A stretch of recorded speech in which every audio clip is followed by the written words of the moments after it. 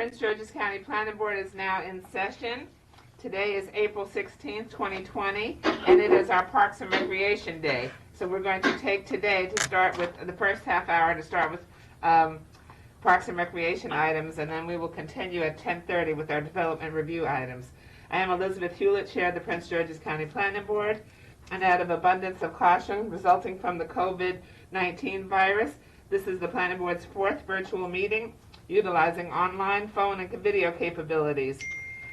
We are doing this in an effort to protect the public and to protect everyone in Prince George's County while continuing business operations and continuing to propel Prince George's County forward.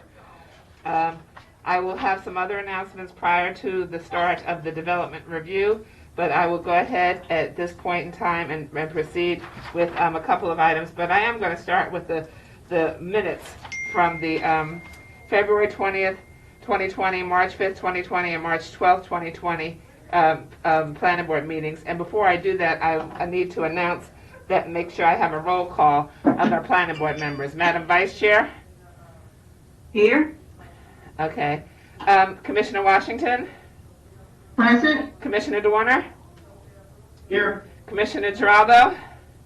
Present. Okay, so we have the full complement of the Prince George's County Planning Board. And is there a motion for the draft minutes of those dates, February 20th, March 5th, and March 12th of 2020? Move approval. Madam Chair, Commissioner Giraldo. Okay, so Commissioner Giraldo made the motion. Madam Vice Chair, can I consider that a second? Yes. Okay, so seconded by Vice Chair Bailey. Madam Vice Chair? Yes. And she votes aye. Commissioner Giraldo? Yes. Commissioner Washington? Aye. Commissioner DeWarner? Aye. Okay. Is that sign still up there about starting shortly? Okay, that needs to come off because we're on. Okay. And so today is, as I said, it's Parks and Recreation Day, and we have before us a number of people. We're going to start with, let me say off the top that item 3D, the youth sports presentation, will be postponed. It's postponed, and we will have it at a later date.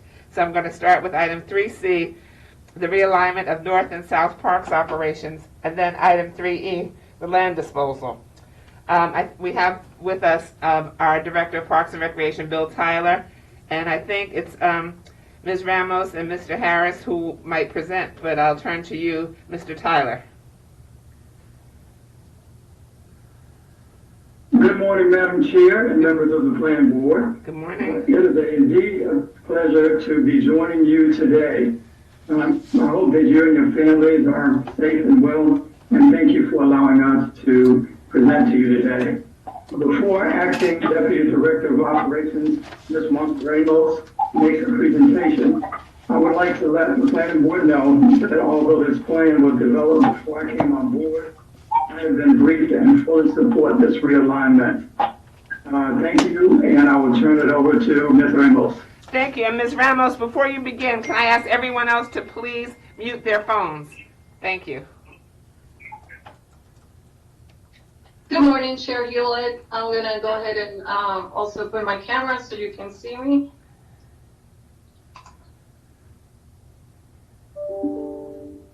Okay. You look divine. So, okay. All right. Good morning, and Chair Hewlett and Commissioners. This morning it gives me great pleasure to introduce the Department of Parks and Recreation proposed realignment of park operations. You should have a memo. I'm not going to go over the entire memo, but I do want to say some key points. As the county continues to grow, the needs of our residents change. We know we must be flexible and nimble to maintain the highest standard of operations. The department is proposing a realignment of the park maintenance functions currently under each area operations to increase efficiencies, effectiveness, and accountability. And we're doing this two park divisions concept. Will realign the park functions into a North Parks and a South Parks with Central Avenue as the dividing line. So this structure will help the department to go from good to great Our parks are great and can be even greater if we have dedicated divisions consistently managing the critical functions of maintenance of our parks, amenities, and the support to the programs in various divisions and the county. So the new structure will help us with managing the growth of specialized theme parks. As you know, that we have 26 in county out of 234 playgrounds in the county. Better maintained trails and the increased demand for more trails, and some of those are actually commuter trails. Managed turf fields, which require specialized mowing equipment. And finally, the addition of the Youth County Sports Division that is new this year, which will result in longer sports seasons and the increased demand to use safe and quality fields. So the realignment has been studied for the last 4 years. It's been 4 years in the making, and we have to thank Debbie Tyner for the guidance and leadership for this realignment. And this is the year that we are hoping that we can set up this realign of the Parks Division in the fall and be fully implemented by fall of 2020. So I will stop at this point and entertain any questions that you might have. And as always, we thank you for your support. I don't have any questions. We have the memo, and I know there's been some discussion about this for a good while, so let me see if the boards have any questions. Madam Vice Chair? Not at this time. Thank you. Thank you for a job well done. Okay, Commissioner Dorner? No, ma'am. Commissioner Washington? No questions, thank you. Commissioner Giraldo? I have no questions, but I did want to thank Ms. Ramos for this presentation. Okay, somebody needs to mute or turn your volume down. Okay, thank you. And this is informational, as I understand it, so we don't need a vote on it. We thank you very much, Ms. Ramos. Okay. Okay. Next, we'll go to item 3E, land disposal, regarding Sandy Hill Park. Yes, for the record, this is Paul Sun from the Department of Parks and Recreation. Good morning, Madam Chair and member and fellow commissioners. Next slide, please. Cut his camera off, he's upside down. Mr. Sun, yes. Can you cut your camera off because you're flipped a little bit? Sure. I don't know why you're coming up upside down. Okay, thank you. Okay. Once again, good morning, Madam Chair and members of the Commission. Sandy Hill Park is an existing 28-acre park located on Old Bowie Road, north of the intersection of Duckatown Road and the Laurel Bowie area. Next slide, please.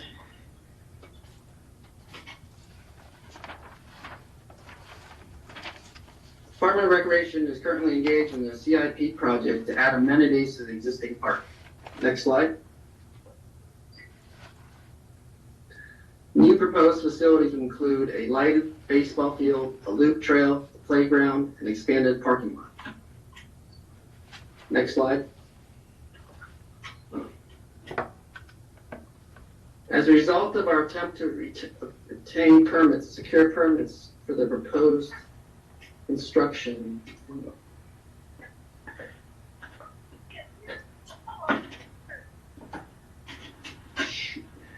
just 1 second, I'm sorry. My computer froze.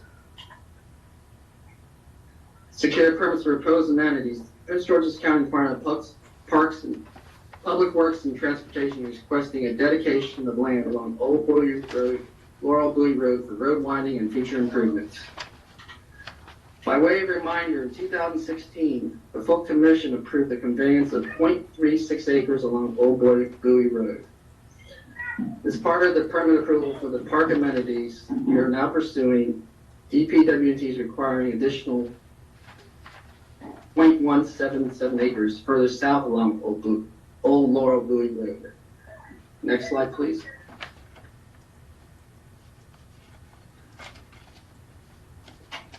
DPR staff has determined that this area of properties will not be needed for park purposes and recommends a dedication to DP and WT at no cost considerations to meet the permitting requirements.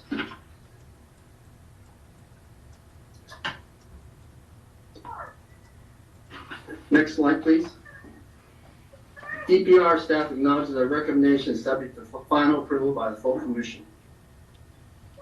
Okay. As a final request, should the board approve this recommendation, we ask that they adopt a resolution later this morning in the consent agenda item.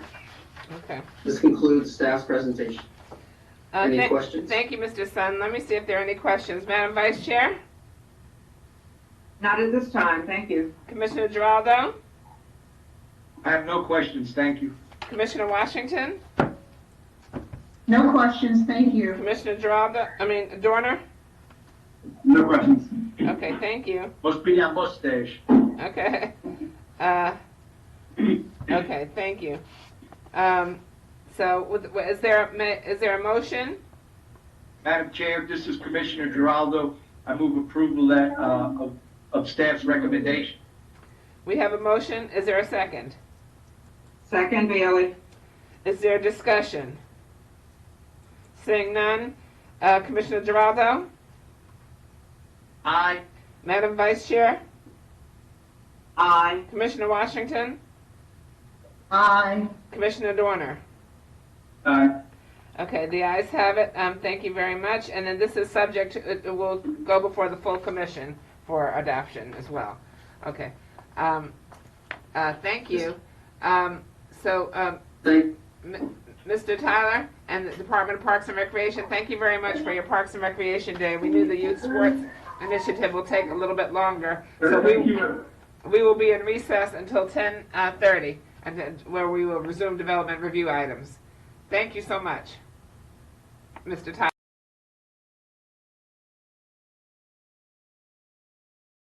Several announcements, but before I commence, let me do a roll call, make sure all the board members are on. Okay. Madam Vice Chair? Present? Commissioner Washington? Present? Commissioner Dorner? Yes, ma'am. Commissioner Giraldo? Yes, Madam Chair. Thank you. I would also like to acknowledge that we have our attorneys on this line that will be with us for the planning board. Maybe not everyone for every case, but I'd like to check. Peter Goldsmith, Senior Counsel.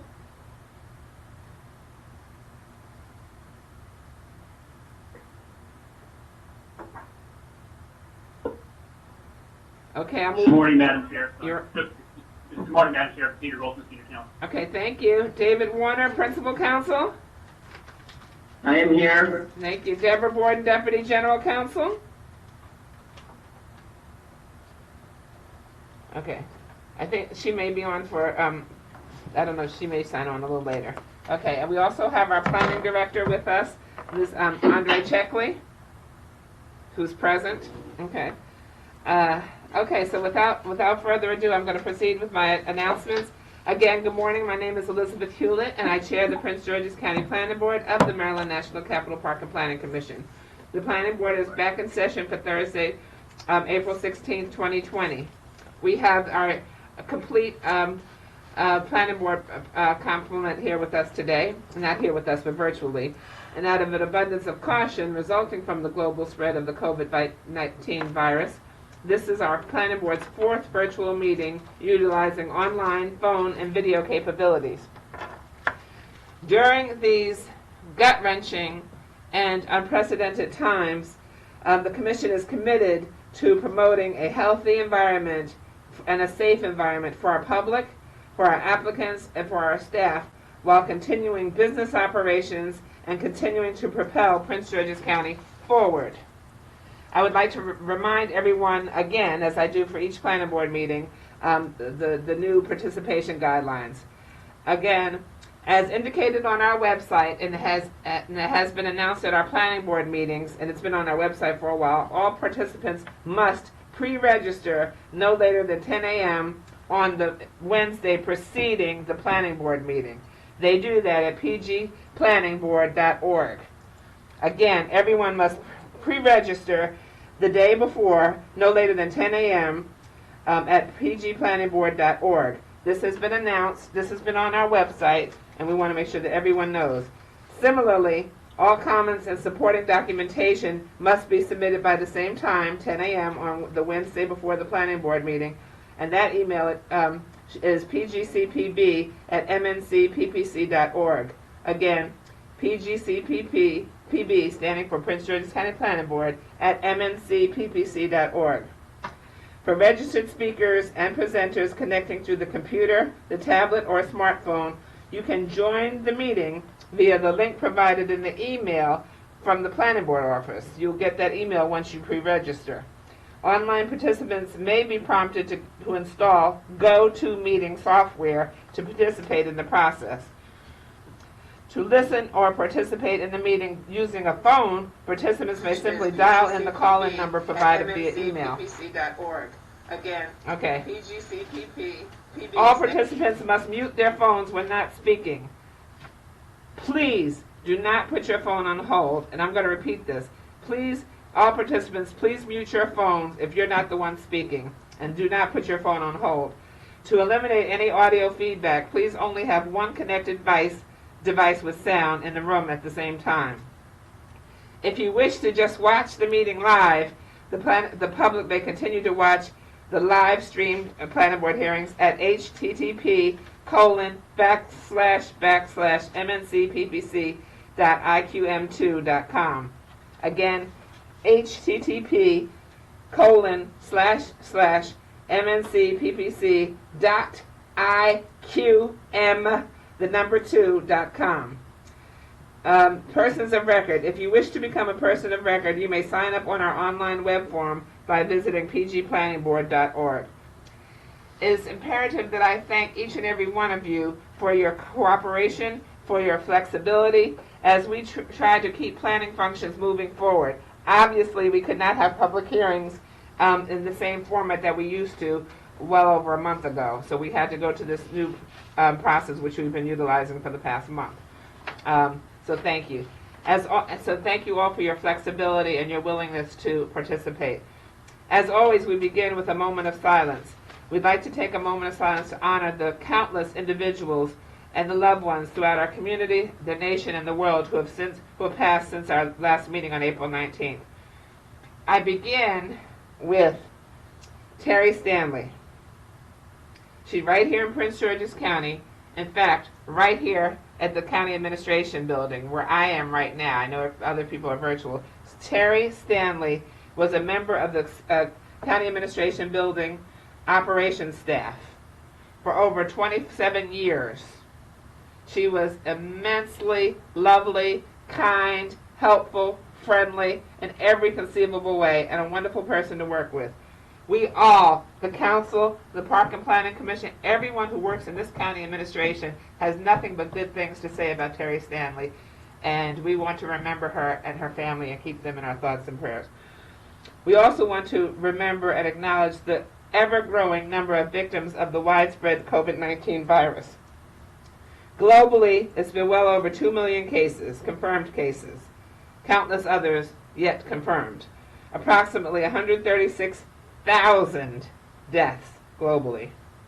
In the United States, we've had 644,695 cases, confirmed cases as of today, 32,000 deaths. In Maryland, we've had over 10,000 cases, 349 deaths.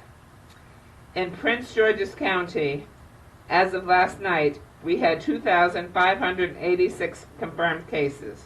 2,586 confirmed cases and 93 deaths. We want to remember Anne Sullivan, also, age 91, who was a Disney animator, worked on films like The Lion King and The Little Mermaid. She died of the COVID virus as well. Across the nation, we want to remember the victims of the deadly storms that hit on Sunday, April 12th and Monday the 13th, impacting the southeastern U.S. and East Coast from Texas on. It's killed 30-plus people, 40 reports of tornadoes from Texas to South Carolina, leaving 1.2 million homes and businesses without power. We want to remember Tavares Jackson, age 36, the former NFL quarterback who was killed in a single-car accident in Alabama on Sunday. He played with the Minnesota Vikings, Seattle Seahawks, and Buffalo Bills. Hank Steinbrenner, only age 63, co-owner of the New York Yankees. He was the eldest son of George Steinbrenner, tough act to follow, and who is the former principal owner and managing partner of the New York Yankees. Jim Fry, age 88, former manager of the Major League Baseball Chicago Cubs and Kansas City Royals. Glenna Goodacre, age 80, the sculptor best known for creating the Vietnam Women's Memorial on the National Mall in Washington, D.C. Michael McCarthy, former writer for NBC's Saturday Night Live and Chicago's Second City Improv. Darren Simon, age 43, a journalist with the Washington Post. Obviously, there are countless others of which we are unaware. If any of you in our listening or viewing audience suffered a loss, understand that we extend our sympathy and our hearts go out to you. If we may have a moment of silence for everyone who has passed during this time and remember their families.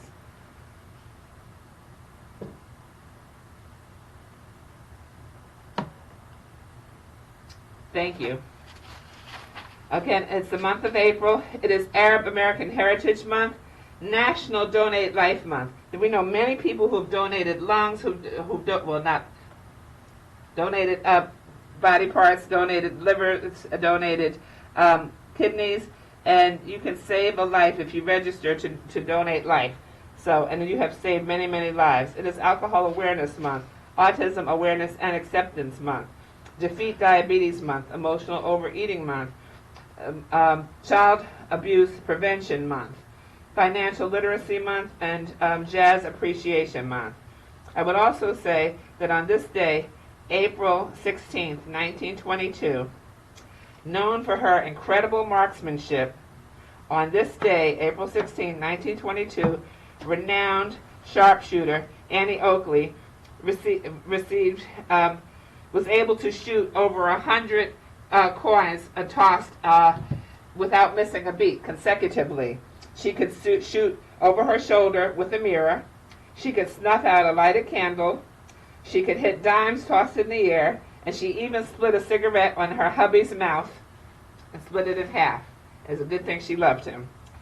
I particularly mention her today because in this climate I have often made the analogy that I feel like Annie Oakley because we have the Lysol in one hand, the Clorox in the other hand, and we're quick on the draw with the spray.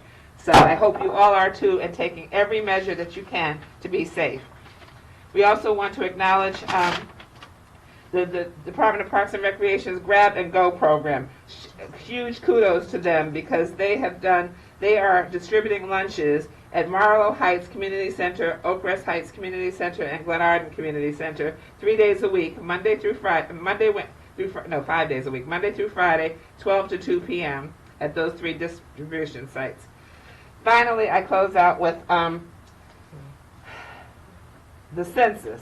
Please do not forget to complete your census questionnaire this month. It is so easy. You can go online, my2020census.gov. It takes about 5 minutes. It's so imperative because we lost $363 million in Prince George's County in 2010. That money would have helped with hospitals, and we have a shortage of hospitals beds now. That money would have helped with first responders. They could surely use that money now. That money would have told us how many people, filling out a census tells us how many people are in a neighborhood so we can prepare with the number of vaccines and things like that that are needed.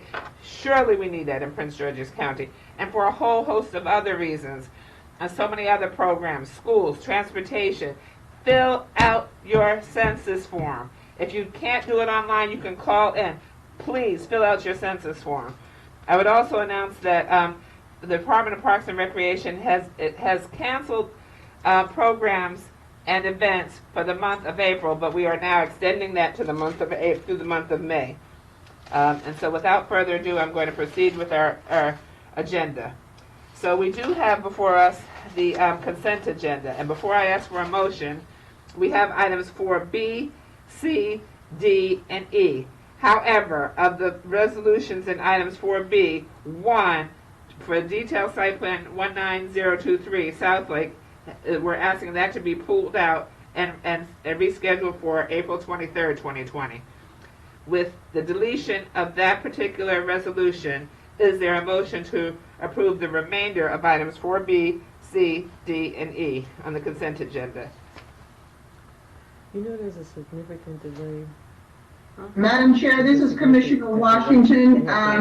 I move that after consideration of the record for item number Because I'm watching. 4B, with the exception of DSP-19023 and items 4C, 4D, and 4E, I move adoption of the staff findings and approval of the items on the consent agenda in accordance with the recommendation of staff. Second. Go. Who's going to second it? Dorothy did. Bailey, second. Okay, so seconded by Vice Chair Bailey. I'm going to do a roll call. Commissioner Washington? Aye. Commissioner Bailey? Aye. Commissioner Dorner? Aye. Commissioner Washington? I mean Geraldo? Aye. Okay, it gets a little tough out here. Okay, so we have a motion. We have unanimous consent to approve the consent agenda. Thank you. I am now going to proceed with the motions for continuance. So we have before us item 10. Item 10 is a request for a continuance, and let me make sure we have everyone we need. Mr. Severs? Yes, ma'am, here. Okay, Mr. Gibbs? Good morning, Chair Hewlett. I am present. Very good. Okay. I know we have other people who have signed up, but their request is for a 1-week continuance to April 23rd. I don't think there was anyone else who needed to be on there. So, is there a motion to continue? Madam Chair, do I can move request for continuance to April 23rd? Madam Chair, Commissioner Geraldo seconds. Okay, we have a motion and a second. We have a motion and a second. Is there any discussion? All in favor indicate by saying aye. I'm going to do a roll call. Madam Vice Chair? Vote aye. Commissioner Washington? Aye. Commissioner Dorner? Aye. Commissioner Geraldo? Aye. The ayes have it, unanimous. Okay. We have another request for consideration. Thank you. On items 7 and 8, I'm going to make sure that we have all the people who have signed up for this item. Mr. Hurlbut?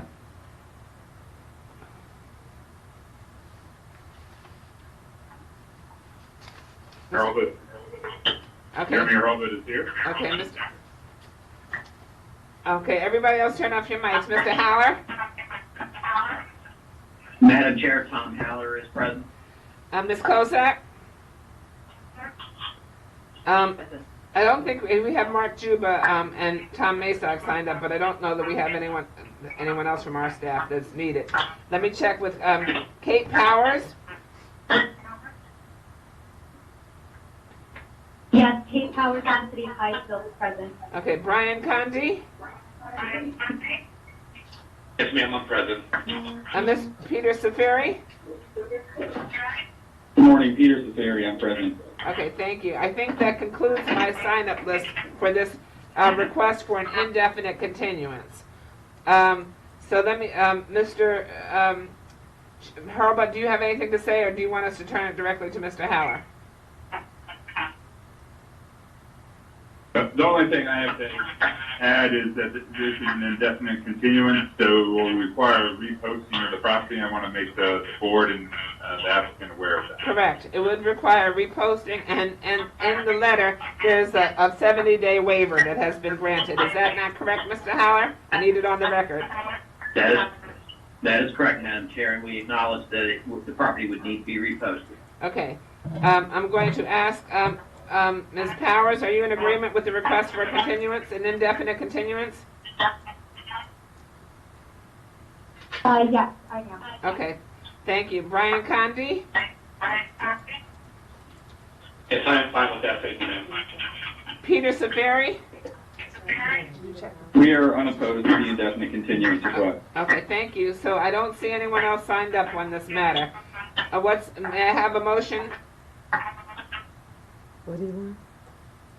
Check what? Madam Chair, Commissioner Washington, I move that we accept the request for continuance for DSP 19050 TCP 042-201901 and DDS 660 indefinitely.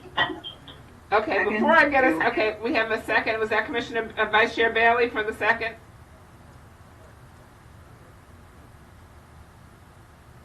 Yes, Bailey for second. Okay, thank you. I'm going to do a roll call. Commissioner Washington? Commissioner Dorner?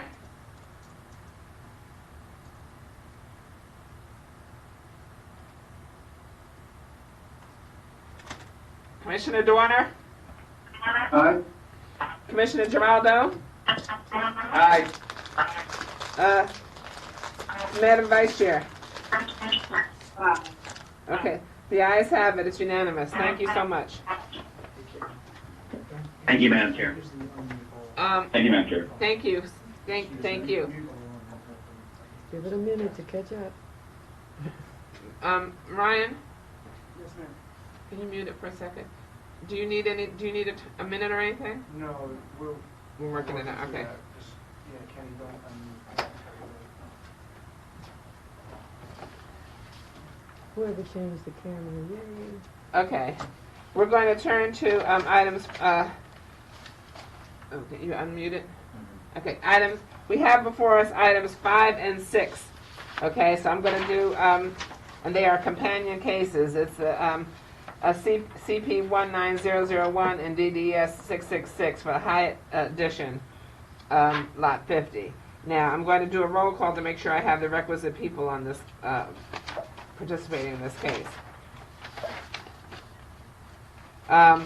Mr. Severs? Present. Mr. Rivera?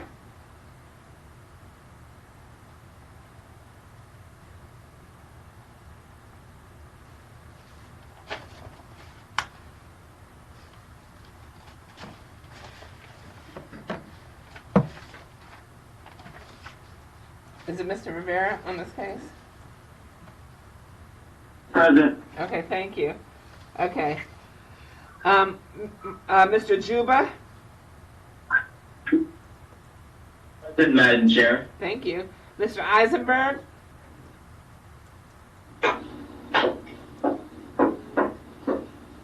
Present. Thank you. Ms. Powers?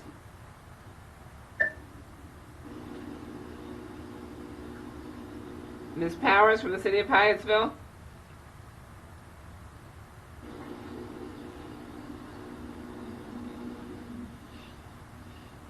Ms. Powers?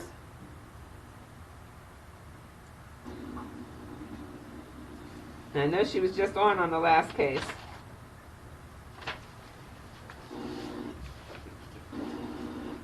All right, we're checking to make sure she's still on.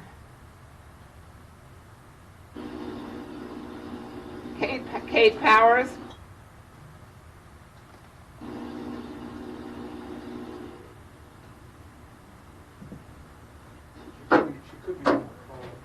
Yeah. But she was on for the last case. And was able to.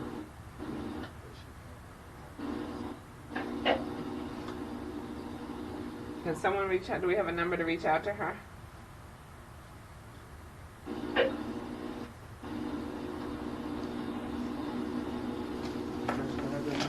Excuse me?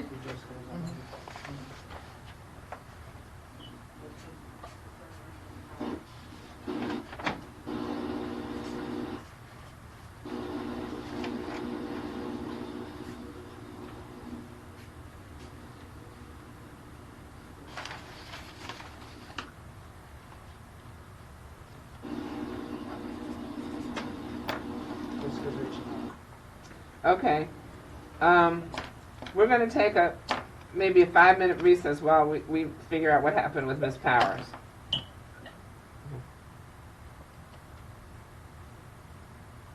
I'm muted. Camera's off. Thank you. Who changed the camera? Thank you so much. Oh, where is it now? It's coming from.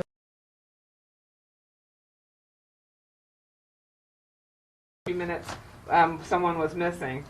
I have to, once we sign off, I have to double check once we get back on to make sure that we do a roll call again. Do I have all the commissioners, Madam Vice Chair? Present. Commissioner Washington? Present. Commissioner Dorner? Ma'am, I'm here. Commissioner Giraldo? I'm here, Madam Chair. Mr. Severs? Present. Mr. Rivera? Mr. Rivera? Present. Mr. Juba? Present. Mr. Eisenberg? President. Okay, Ms. Powers, do we have you?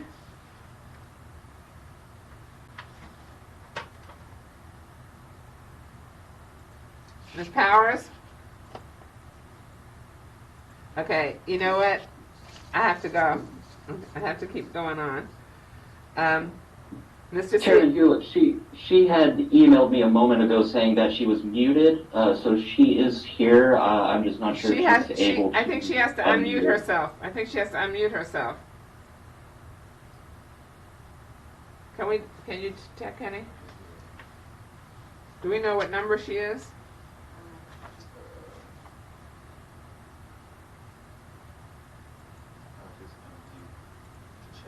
Okay. Ms. Powers? Madam Chair. Ms. Powers, are you on now? Everybody is unmuted. Okay, thank you. Ms. Powers, can they see this list? I don't think so. We have a number of people who've called in with no name. They're calling number 15, calling number 16, so we don't know which one you are.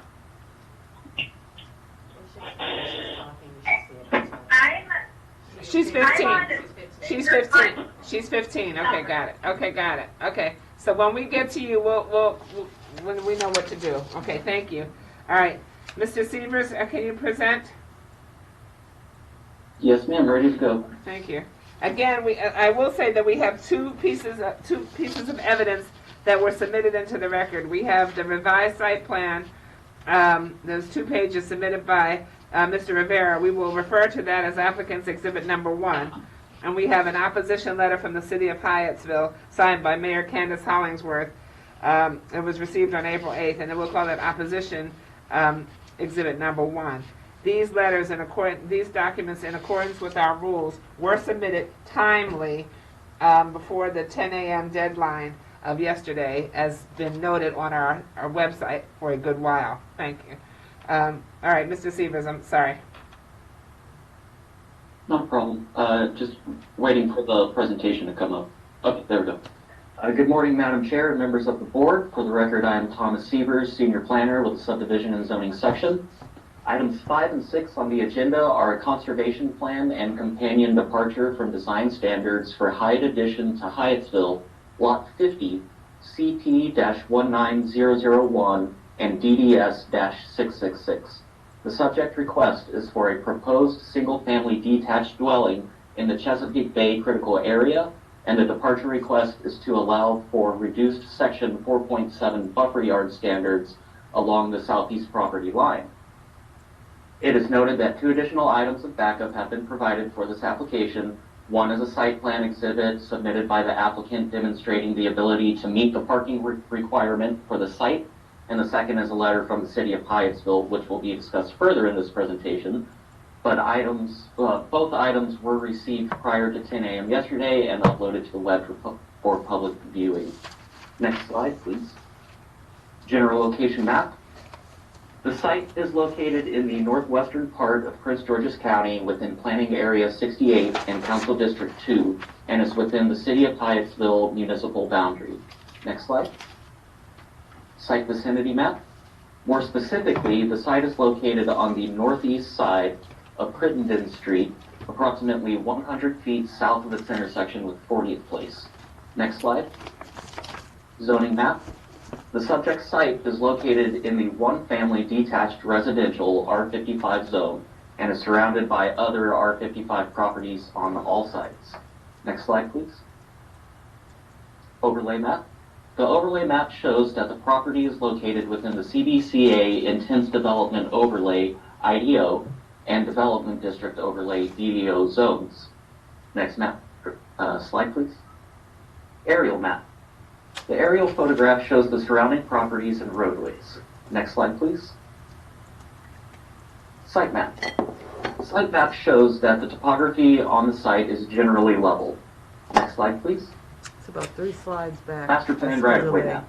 Excuse The me? master plan right-of-way map shows that there are no master plan roadways abutting the site, but that Crittenden Street joins master plan collector Rhode Island Avenue to the east. Next slide, please. Bird's eye view. I'll let you The know. bird's eye view Mr. shows Severs, Wheelock House Mr. Severs. Historic Site. Mr. Severs, to some extent, I'm told for some people there's a little bit of a delay. So, Okay. Not for him. oh, not for him. No, Okay. just- All right, never mind. You can keep going. Okay, thank you. Okay. All right. The bird's eye view shows Wheelock House Historic Site to the right of the subject site It was the What slide. and they the other see abutting properties. is delayed. So once That's what he I'm saying. finishes his presentation, Okay, give it a minute to catch up. All right, Mr. Severs, can you stop for a second? Can you mute for a second? Yes. I thought you were saying what they see was delayed. it is delayed from what you're seeing on this. Right, so that was going to tell him to talk a little slower. No. You have to wait a few minutes after he's finished so they can hear everything he has said before you start again. That's what I'm saying. So when he's talking, the screen that he's I referring lost to my sound. They're is seeing him. Okay, all right, thank It's you. just, we're ahead. Okay, So Okay. after he finishes, just wait I a think they're just on mute, man. okay, okay. You can unmute That's us. So this is only for non-participants? Mhm. So anybody that's participating is seeing it very, No, I very clearly? understand. Okay. But I'm talking about I- the there was- people who are watching. We had a little It's okay. They need to computer catch thing up. for a second. Okay, we're People that are good. watching, Okay, are I'm sorry, watching Mr. their Severs. You can online. continue. And, Okay, no will problem. be Next slide, participating, please. With Madam Chair. So Conservation that 30 plan. second delay- The conservation plan shows the proposed single-family structure on the subject site. Okay. Because the Gooch The CP is in conformance with the requirements Ryan of just told me to subtitle shut up. 5B and subtitle 27, except for section 4.7 of the landscape manual. More specifically, it does not meet the minimum standards of section 4.7 of the landscape manual concerning type D buffer yards, which is required along the southeast property line because it abuts the Wheelock House Historic Site. A 50-foot wide buffer yard, inclusive of a 50-foot building setback and 40-foot landscape buffer, is required along the southeast property line. The required buffer and setbacks would encumber the majority of the site and locate the proposed structure wholly within the buffer yard. Given the narrow width of the existing lot, a companion departure from design standards, DDS 666, has been filed with the application. The departure request asks for a reduction to the requirements of the Type D landscape buffer along the southeast property line as outlined on page 11 of the technical staff report. The City of Hyattsville provided a letter dated April 8, 2020, recommending disapproval of the departure due to the significant reduction to the section 4.7 requirement, which is proposed, but it did not address the required findings for approval of departures. It is noted that an alternative compliance application was filed and recommended for disapproval by the planning director because an equally effective buffer yard could not be provided. The applicant then proceeded to file this departure given the significant reduction of the buffer yard, which is needed for placement of a dwelling on the site. Staff recommends approval of the departure based on the required findings outlined on pages 11 through 13 of the technical staff report. Next slide, please. Renderings. Due to the adjacency of this site to the Wheelock Historic Site, and in consideration of the departure request, architecture has been provided with this application. This is a rendering of the front and rear of the proposed structure. The Historic Preservation Commission reviewed the application and found the structure to be compatible with the historic site and recommended approval with no conditions. Next slide, please. Right side and front elevation. This shows the right and front elevations. Next slide. This shows the left and rear elevations. Next slide. View to the neighboring historic site. This photo shows a view from the middle of the site looking towards Wheelock House Historic Site and the existing boulder wall and wrought iron fence.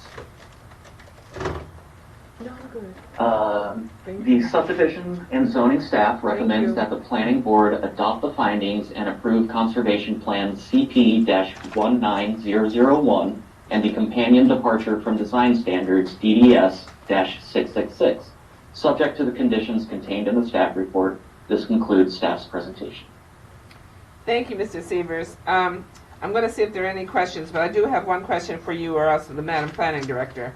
So, an application for alternative compliance had been filed, and it was denied by the Planning Director because, presumably because the Planning Director couldn't make that finding, the requisite finding, and that the departure was the appropriate way to go. We just had an extensive analysis on this in another case. So it's not like anything substantively changed. It was just that this application was the better application to get this done. Is that what you're saying, Madam? Yes, ma'am, from my understanding. Okay, thank you. Okay, okay, thank you. Okay, so let me see if the Planning Board has any questions for you. Madam Vice Chair? No, Madam Chair. Commissioner Washington? No questions, Madam Chair. Commissioner Dorner? Yeah, I just want to clarify, can we go back to the slide that shows the drawing of the lot? I think it was slide 10 maybe? Yeah, so one more where you actually have like the architectural or the conservation plan. So I think that most hopefully shows the setback. Yeah, that one. The setbacks. And I think I'm just probably reading this incorrectly in the staff report. Because it seems like is that the buffer yard had like a 50-foot setback and a 40-foot wide landscape yard. And then it had, I don't remember, I think it was 208 units of plantings is what I'm looking at. And I think the requested amount might have been misstated in the staff report, so I was just looking for clarification when it says to reduce the landscape yard width to 8 to 10 feet and the building setback to 12.5 feet, and the number of plantings. I think that's just a reduction in the requirement, so it would actually be like the building setback wouldn't be 50 feet, it would be maybe 38.5 feet, and then the landscape buffer wouldn't be 40 feet, it would be 30 feet or something. So I was just looking because the way it's written, it seems like it's a huge change from what's actually required. So can you clarify on that and the number of plantings and how why we think that it's okay and we should approve it? Right, so the reduction from what we saw seemed to be a appropriate departure. With the reduced plantings as written, it may sound like a lot, and I do understand that's what the City of Hyattsville's main opposition was to this. I am not sure if that reduction is significant enough to put this outside of the departure. This departure is being asked for with those with that criteria in mind. Sherry, could you add to this? Yeah, this is Sherry Cotter with the Subdivision and Zoning section. Commissioner Dorner, to answer your question, the departure is to reduce the building setback to 12.5 feet. So it's not a reduction of 12.5 feet from the 50. It is a reduction to 12.5 feet total. Okay, so that's a big, I thought it was actually going to be the opposite in terms of how it was written. So what will it look like compared to the other neighboring properties? So I think on the slide before that you had some of the neighboring properties. My concern is that's a huge reduction. And I just want to know relative to the other properties and the historic property, how that'll kind of line it up on that particular parcel. Now, I'm familiar with the area. I know right where it is because I go bike riding right past there with my son sometimes. So this is one of the reasons that the planning director recommended denial of the AC, because an equally effective buffer could not be provided given the significant reduction, and the applicant was advised to file this departure accordingly. If you go to the aerial slide, you can see that the dwelling and its location is similar to the surrounding development. It does meet the setbacks contained in the zoning ordinance for a single-family dwelling. Having not been for the abutting historic site, it would meet the normal required setbacks per the zone. Okay, so that would align, so there was another slide where we had the neighboring parcels a little bit easier. Yeah, go back. Bird's eye. Yeah, it's a bird's eye view, and it was looking, yeah, right there. So with the cursor that's green, where would this place the property relative to the other properties that are right there? It looks like the other properties don't have as much of a setback as like 50 feet, but I'm trying to figure out like what their setbacks compare with this property. So a normal setback required by the zoning ordinance for single-family dwellings is 8 feet on the side yard and 17 feet total between the two side yards. How about from the street? 25-foot setback from the street.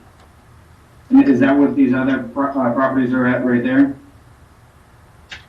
If you go back to the site plan slide, I don't know if it shows this in context to those. You have to stop him when he gets to the side. Is this the one you want, Yeah. Sherry? Okay. No, the conservation plan, site plan. Yeah, right there. So the neighboring structures you can see on this, they're, a dashed line, approximately the same location as this proposed house. Okay, all right, thank you. Does that conclude your questions, Commissioner Dorner? Yeah, just on the setbacks, I'll still be interested later on to hear more of the vegetation, because if the property itself is going to be that close to the street, I'm wondering why we can't have more vegetation in the back. I seem to recall this lot is just completely raised, where it's just all grass. So there might be a way of filling in more of the plains in the back of the property or on other lines. They have to have some backyard. Okay, thank you. Okay, Commissioner Giraldo? Yeah, thank you, Madam Chair. I just want to confirm then that the setback that's being proposed on this one is essentially the same as with the other properties Correct. on both sides. That's correct. Okay, thank you. I have one other question, Mr. Sievers. I'm looking at page 6 of the staff report, and this concerns stormwater management, because there may be interest on the matter of stormwater management. So the approved stormwater management concept letter for April 2019 was submitted with the subject application. It is exempt. The condition 1, the project is exempt from certain requirements, but a fee of $750 is being paid in lieu of on-site attenuation. But at the bottom of that paragraph on page 6, it says the September 6, 2019 letter from DPI, Department of Inspections, Enforcement, or Permitting Inspections and Enforcement, does not support the conservation plan until the stormwater management concept plan is revised to match the proposed conservation plan. So therefore, I refer to condition,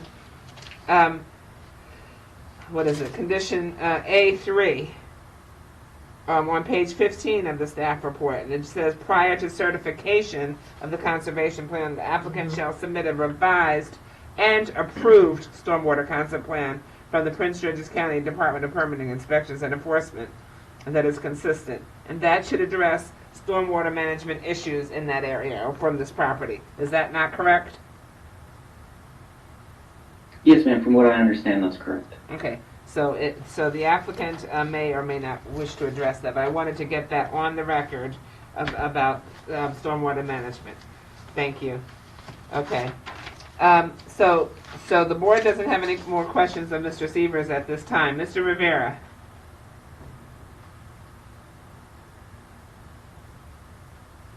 Good morning. Warren Rivera for the record here representing the owner applicant, Weirline Properties. My client is here with me, and also Mr. Eisenberg, who's from the city of Hyattsville, is on the line as well, and for the Community Development Corporation for Hyattsville. Just to go quickly back to the case, you're right, Madam Chair, it's like the case we had a couple weeks ago. Did he identify? The issue with landscape manual in infill lots, which are older, narrower, cause problems because the setbacks are designed for a more wider lot and more suburban location.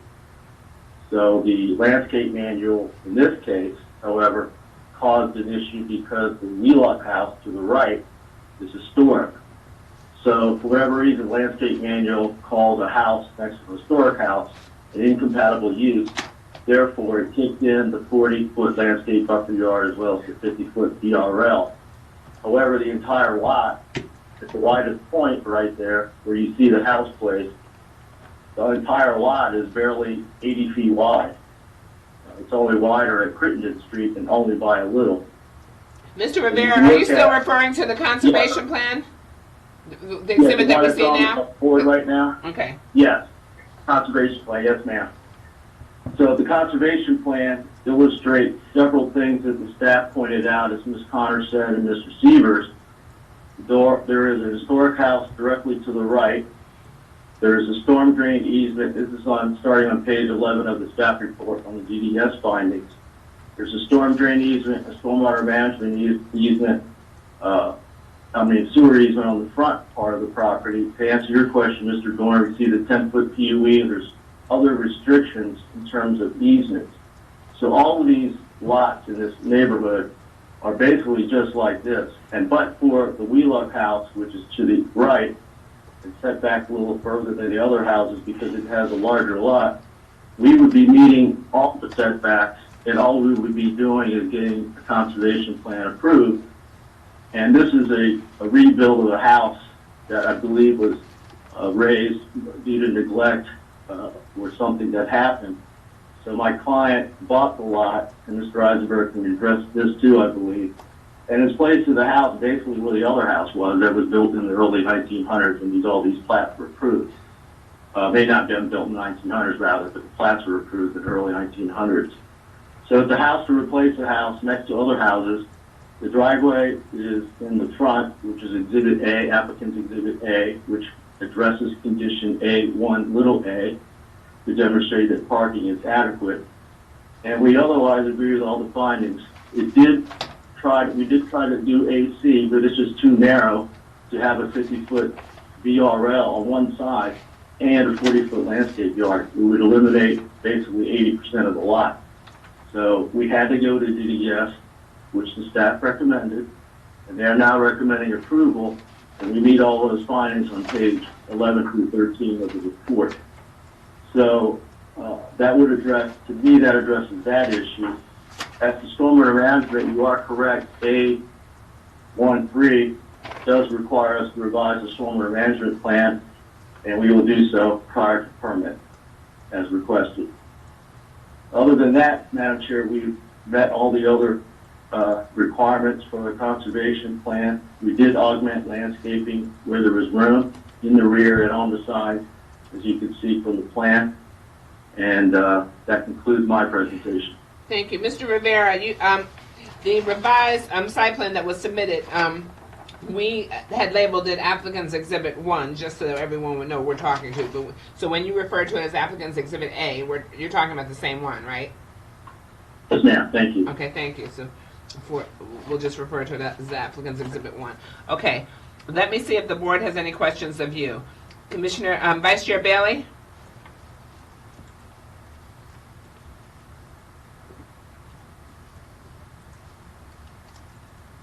No questions, thank you. Commissioner Washington? No questions, thank you. Commissioner Giraldo? No questions at this time, Madam Chair. Thank you. Okay, Commissioner Dorner? Yeah, just two real quick things from Mr. Rivera. First one, how big is this house compared to the, not the historic ones, or the historic one to its right, but the others to the left? And then, would you be able to put in more plantings? Obviously, I imagine the amount required is quite a bit more, but can you put in more, or how would the number relate? So if the historic nature of the house triggered the required setbacks and landscape buffer manual, how does the number of, I think it was like 120 compare to the adjacent properties? Or is it pretty close? Because right now I don't think there's any vegetation on that lot. Correct. Thank you for those two questions. So the house that we are building is approximately 40 feet wide, which is very similar to all the other houses in this neighborhood. Wearline Properties specializes in building new product in older neighborhoods that mirrors the architecture of what you see around it in terms of setbacks, architecture, and the like. The Wheelock House has the benefit of being a larger lot further away, and I believe that it is larger. To address the other question about more planting, etc., we went to the Historic Preservation Commission. I was not at the meeting, but my client was. And we worked with the owner of the Wheelock House. He did not want to have a massive shrubbery look to the side of his house. He enjoyed that because he had put in this wrought iron fence with those boulders you might recall from the aerial, from the photo of his lot. So he didn't want us to over landscape it, which would be one common way to address alternative plants. So he worked with us with the plan and also on the architecture of the house so that it would be commensurate with what he has.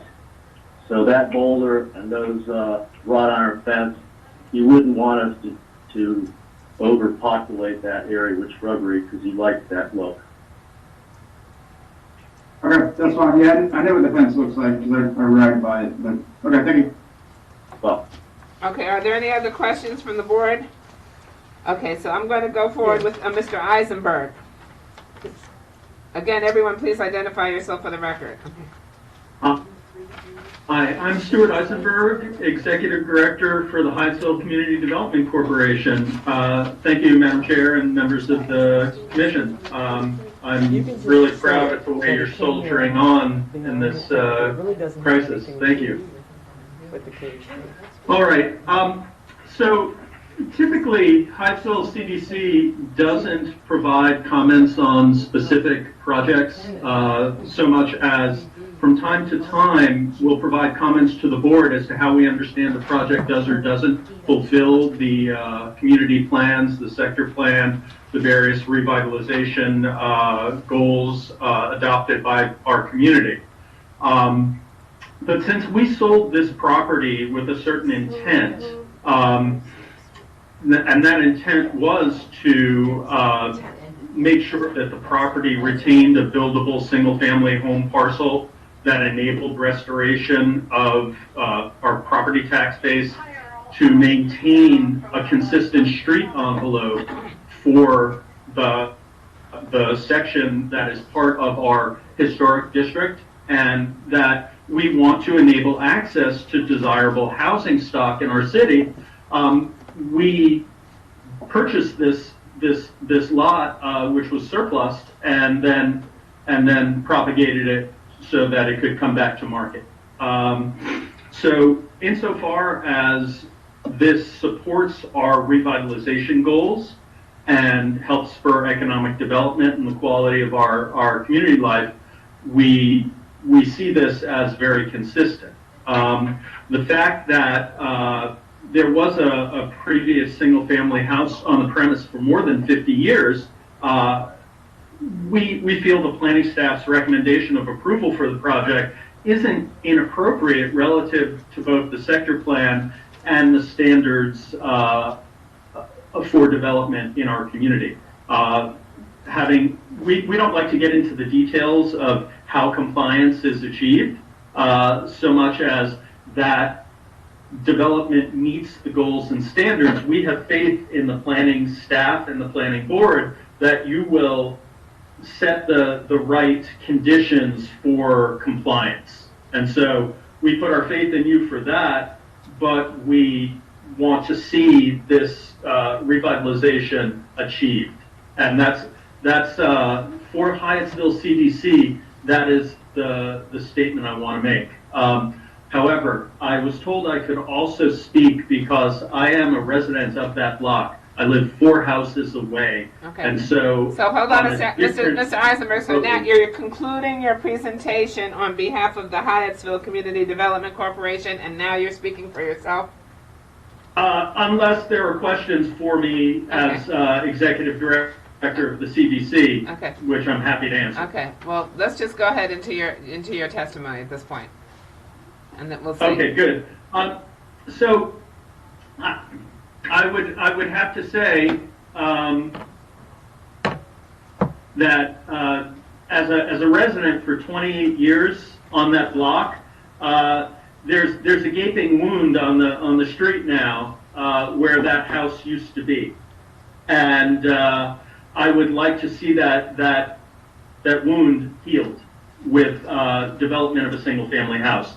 It's jarring how empty it is without somebody maintaining that site. It really is just an empty place where water gathers. And so there had been a house there for 50 years. It was great.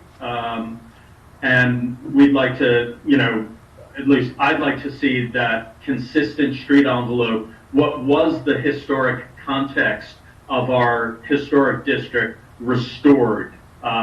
The fact that the Historic Preservation Commission had no objection to what was being proposed speaks a lot to me to that the development proposed is consistent with our community, and I'd like to see it go forward as an individual. Thank you, Mr. Eisenberg. Let me check on the board. Madam Vice Chair, any questions? No questions. Commissioner Washington? No questions, Madam Chair. Commissioner Giraldo? No questions. Commissioner Dorner? No questions. Okay. Thank you. And Mr. Eisenberg, you did refer to the Prince George's County Historic Preservation Commission letter, as did Mr. Rivera and as did Mr. Severs. And that's the letter dated December 18th, 2019, which we have in our backup. Okay. Let me continue down the list. Okay. Ms. Powers? 15. She's 15. Hello, Chairman Hewlett and members of the Planning Board. Good morning. For the record, my name is Kate Powers. I'm the city planner for the city of Hyattsville. The Hyattsville City Council voted unanimously in opposition to the applicant DDS 666 at their meeting on Monday, April 6th. The city is of the opinion that the modifications requested are not sufficient in buffering the historic Wheelock House. The requested setbacks and buffers are approximately 75 to 80% less than what is required, and the requested plantings are 42% less than what is required by the Prince George's County Landscape Manual. On behalf of the city, I thank the Planning Board in advance for your consideration of our comments. Okay, so Ms. Powers, let me ask you this one question. So that you stated 2 reasons because of the insufficient buffer and the setback is significantly less than what the manual requires at this time, right? Was that what you said? That is correct. So, but yet I'm told that the setback is consistent with all the other homes. So you want the setback to okay? So the city would prefer that the setback be different from the other homes in the area. Yes, because the other homes in the area aren't directly adjacent to a historic site. Okay. Okay. All right. Let me see if the board has any questions. Madam Vice Chair? I was trying to hear her last comment directly adjacent to, I didn't hear what she said at the last part. The historic site that they're referencing, the Wheelock House. Okay. Okay. All right. No question. Okay. Okay, Commissioner Dorner?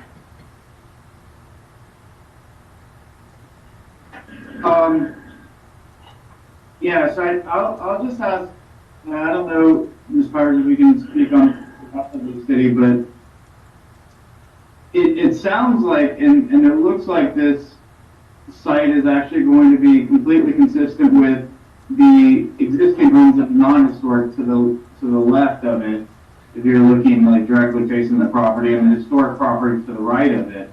And if we were to apply the historic standards simply because it's adjacent to a historic house, that would make this plan look completely inconsistent with the neighborhood character. So I'm struggling to understand how the city even arrived at that kind of a conclusion. Just to forget the fact that this house to the right is historic, you would never make that kind of a conclusion. And it wouldn't be allowed, wouldn't be consistent with our subdivision planning. It's only because it's historic, but it seems like the owner, at least from what we've been told, is actually supportive of the plans that the applicant has come up with. So can you help us understand how this city got to that place?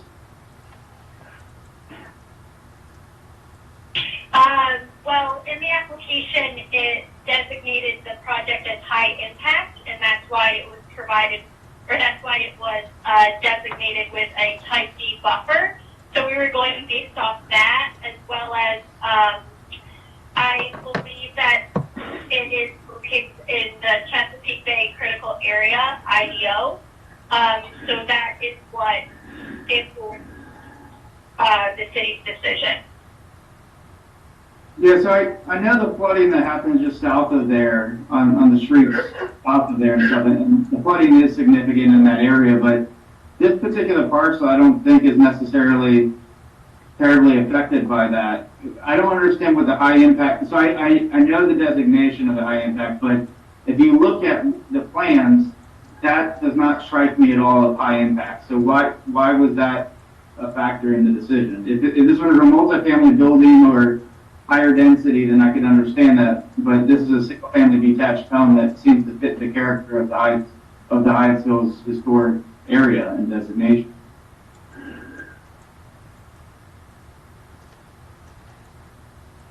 Yes, I understand that the city is not necessarily looking for the full type D buffer. I think that it was more having to do with how significant of, a discrepancy there is between what is proposed and what is required. But we're not against the project in general. And so that's sort of where that came from. Okay, that's fine. I mean, in my opinion, I think this is one of those cases where you were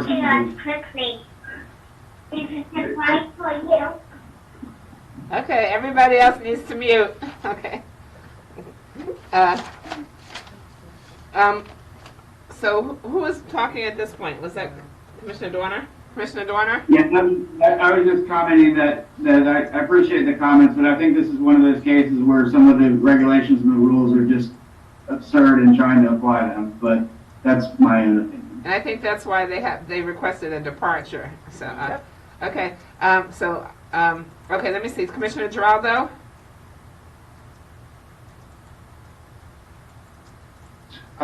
I think the questions that Commissioner Dorner asked were some of the same ones that I had.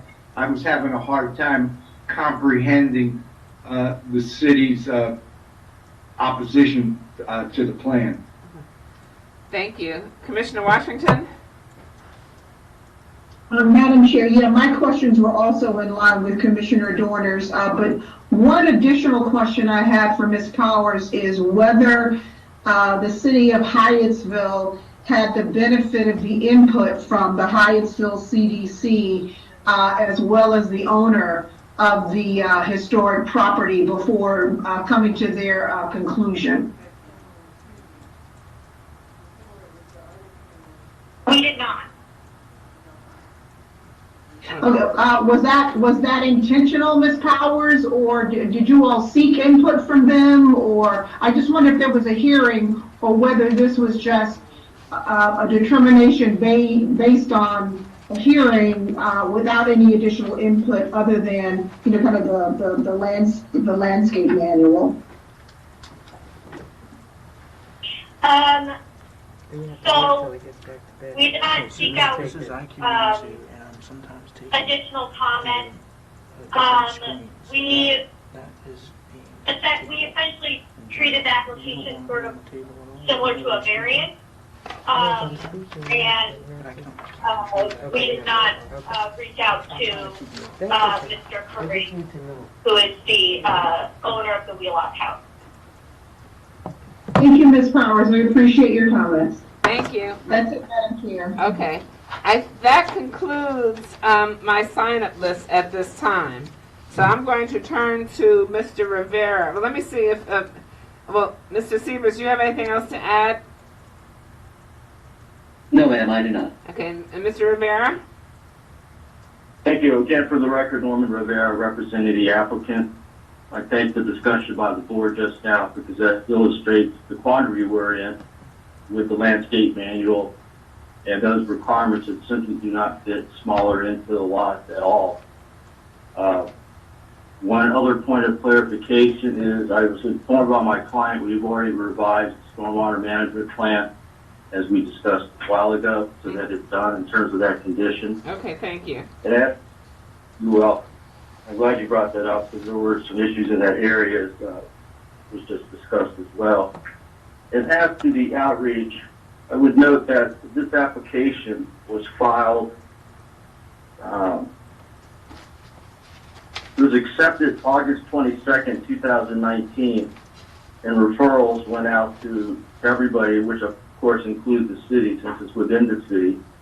The HPC issued their memo after our meeting with them back in December 18th, 2019, and that's where they opined that this plan was acceptable to them as well as the owner of that house.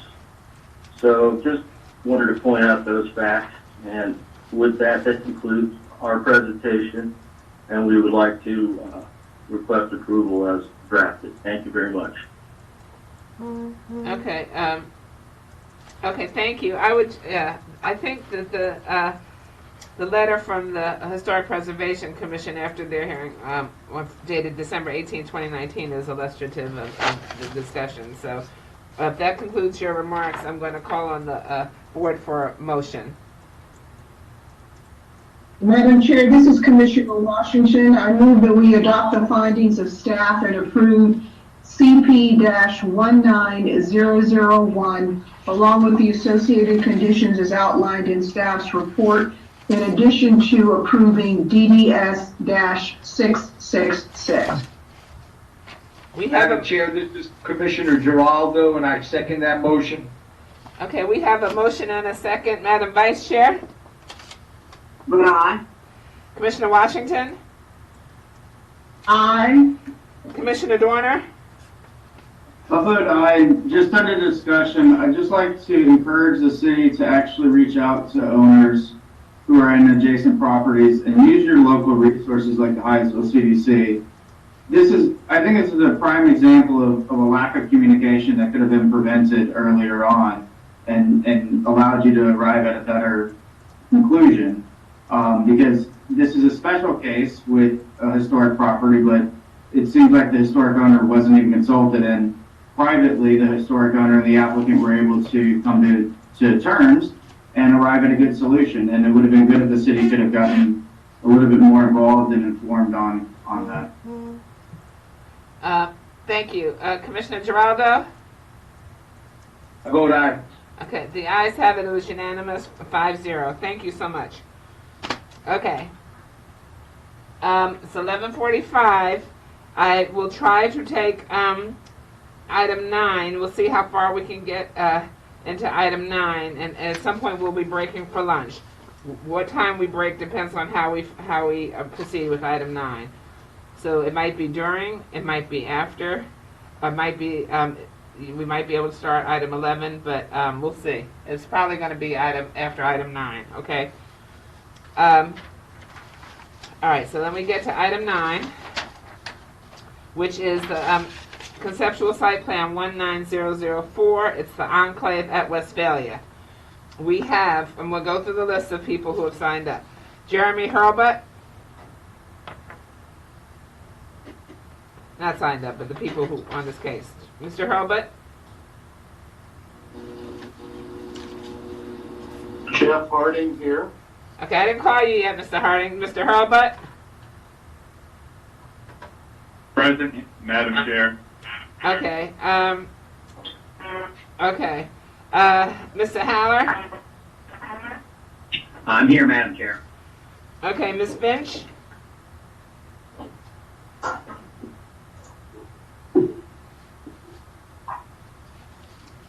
Okay.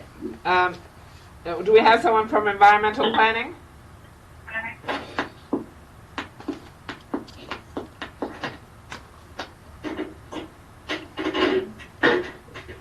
Okay, I'm going to move on from environmental planning. Transportation, Glenn Burton.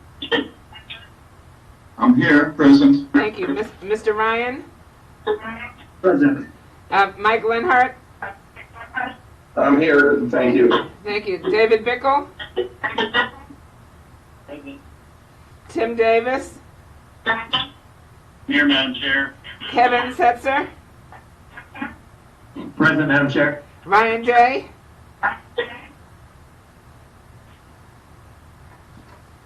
Ryan Day? Okay. Mr. Haller and Mr. Day is with you? Yes, he is. Okay. You have to make the determination of whether you need him or not. He may be trying to unmute. Kathy Hook? Here. Okay, thank you. Other than Mr. Day, we seem to have everyone, okay? All right. That's fine, Madam Chair. Okay. Do we have anybody from environmental? We didn't have anybody from environment. No one responded. Okay. All right. So I'm going to go ahead with that. So Mr. Hurlbut, if you can get started.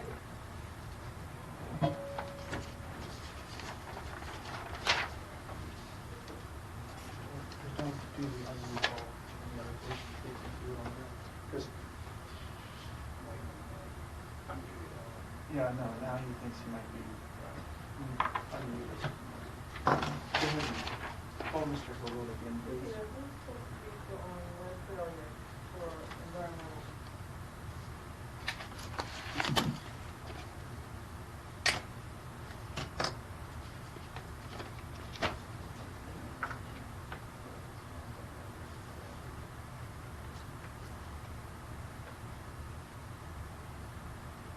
Are you waiting on Mr. Hurlbut? Yes. Mr. Hurlbut?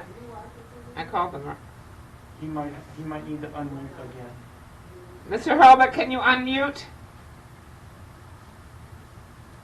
But somebody has to be present for. That's what I mean. We keep playing with it. Right. You know, we can't unmute all. Because then we get the feedback. He says he's unmuted. He says he's unmuted. He said unmute. So, Click on him. Click on him. Does PPD go all the way up? Madam Chair, can you hear me now? we can. Perfect. Thank you. Okay. Thank you. Okay, Mr. Hurlbut, if you can get started. I think I know Yes. we need someone from environmental. Thank you. That's fine. Good morning, Madam Chair and members of the Planning Board. For the record, I'm Jeremy Hurlbut with the Urban Design Section. The project before you is Conceptual Site Plan CSP 19004, the Enclave at Westphalia. As a matter of housekeeping, I want to point out that the applicant has submitted an exhibit that modifies the condition to the staff report that was submitted before the deadline yesterday and has been posted and incorporated into the record online. Staff is in agreement with these changes as well. The applicant is seeking You know what, development before, Mr. Hurlbut, let me just say two more things. We had two statements that were received. We had the applicant's proposed revisions, thank you for reminding me, which we'll accept into the record as applicant's exhibit number 1. But we also have an email statement and a photo from Ms. Hook it seems to pertain to a case, a prior case that was heard on, it says, well, it's on Westphalia East, detailed site plan 19009, Westphalia East, but it's submitted into the record for this, so she'll have to explain the connection. Okay, thank you. Okay, so the applicant seeks to develop 475 single-family attached dwelling units on the property. The next slide. The general location map shows located in central Prince George's County in Planning Area 78 and Council District 6. Next slide. This vicinity map more specifically shows the subject property is located on the eastern side of Millwood Road, approximately 4,000 feet north of the intersection of MD4 and Millwood Road. Next slide. The zoning map shows the project is zoned mixed-use transportation zone, or MXT. Next slide. The overlay map shows that the property is located in the military installation overlay zone. Next slide. The aerial photo illustrates the subject property is bounded to the north by vacant land approved for single-family residential development as part of the Parkside development. To the east by power lines and single-family attached development, and to the south by single-family detached residential development in Millwood Road, and to the west by Millwood Road and vacant land in the MXT zone. Next slide. The site map shows the site is wooded and contains regulated environmental features which consist of 2 stream valleys. Next slide. The master plan right-of-way map shows the master plan collector to the west and a master plan road to the north, which the applicant seeks to cross the Parkside development to gain access to the proposed development. Next slide. This property is located within the Westphalia sector plan and is indicated here on the west in the map for the Westphalia sector plan. Next slide.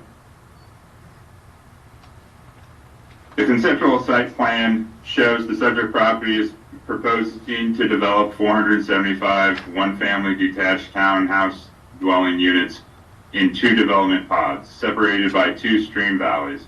The development proposes access from a master plan right-of-way known as P615 to the north, which is located within the Parkside development. There will be a single access point to each development pod from the road. The CSP shows a circular street network with gridded blocks extending from a main spine roads. All townhouses are shown to have direct access to the streets with sidewalks on both sides of the streets throughout the development. Trails will connect the development pods to each other on the south end of the central stream valley and to the Millwood Legacy Trail in the southwest corner of the site. Next slide. The Type 1 tree conservation plan shows the impacts and preservation of the natural features on the site. Urban design staff recommends that the planning board adopt the findings of this report and approve detailed site plan CSP 19004 and Type 1 tree conservation plan TCP 1-006-2016-20 for the enclave at Westphalia. The subject to the conditions contained in the staff report. This concludes staff's presentation. Thank you. And as a reminder, staff is also in agreement with all the conditions or the proposed conditions from the applicant. Thank you. Let me see if the board has any questions of you, Mr. Hurlbut. Okay, Madam Vice Chair?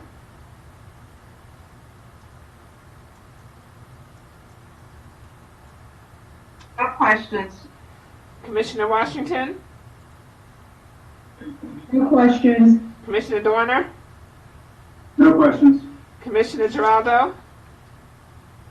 No questions, Madam Chair. Thank you so much. Okay, we're going to turn it over to Mr. Haller at this time.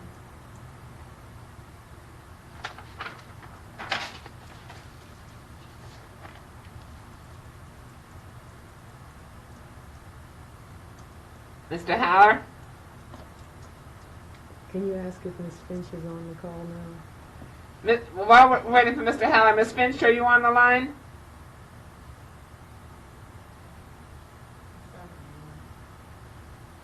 Can you unmute everybody? Ms. Finch, are you on the line? Madam Chair? Yes? Yes, hi. I think I was muted previously. Okay, all right.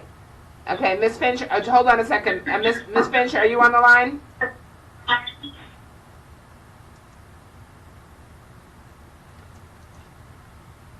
Okay. So we unmuted everybody. Okay. All right, Mr. Haller, you can proceed.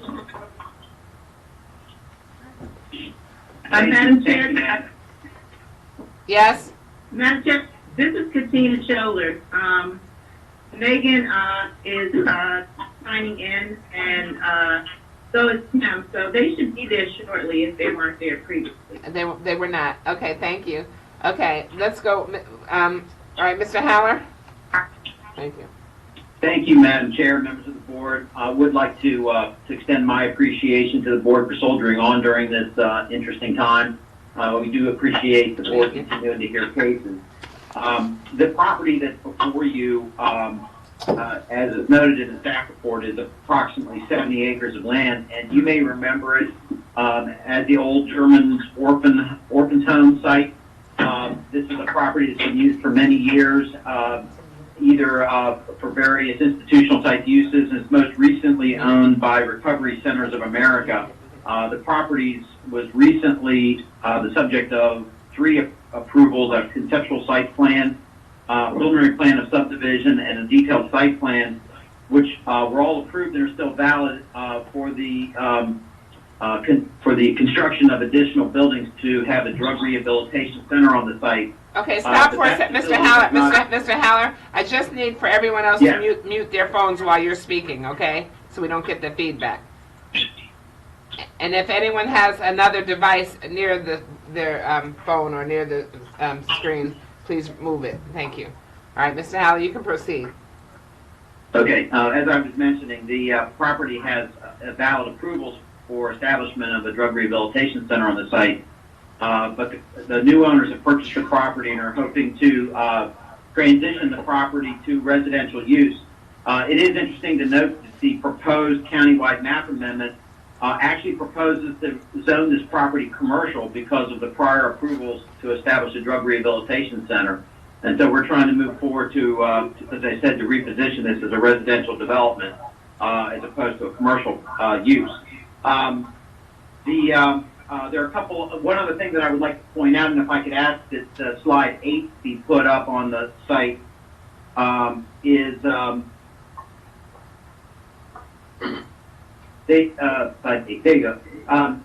The property is located at the north end of where Melwood Road has now been cul-de-sac, and as you can see, this is the master plan right-of-way map. And it shows the new rights of way which are planned to be established in the Westphalia area. The pink line moving left to right or east to west on this map that runs just along the northern border of the property is referenced in the staff report as T-615. And the applicant is proposing to provide access to this property, from this property to that right of way. It does not exist at this time. My client is working with the owner of the Parkside development to allow for a connection to this roadway. Just to the north is the Central Park.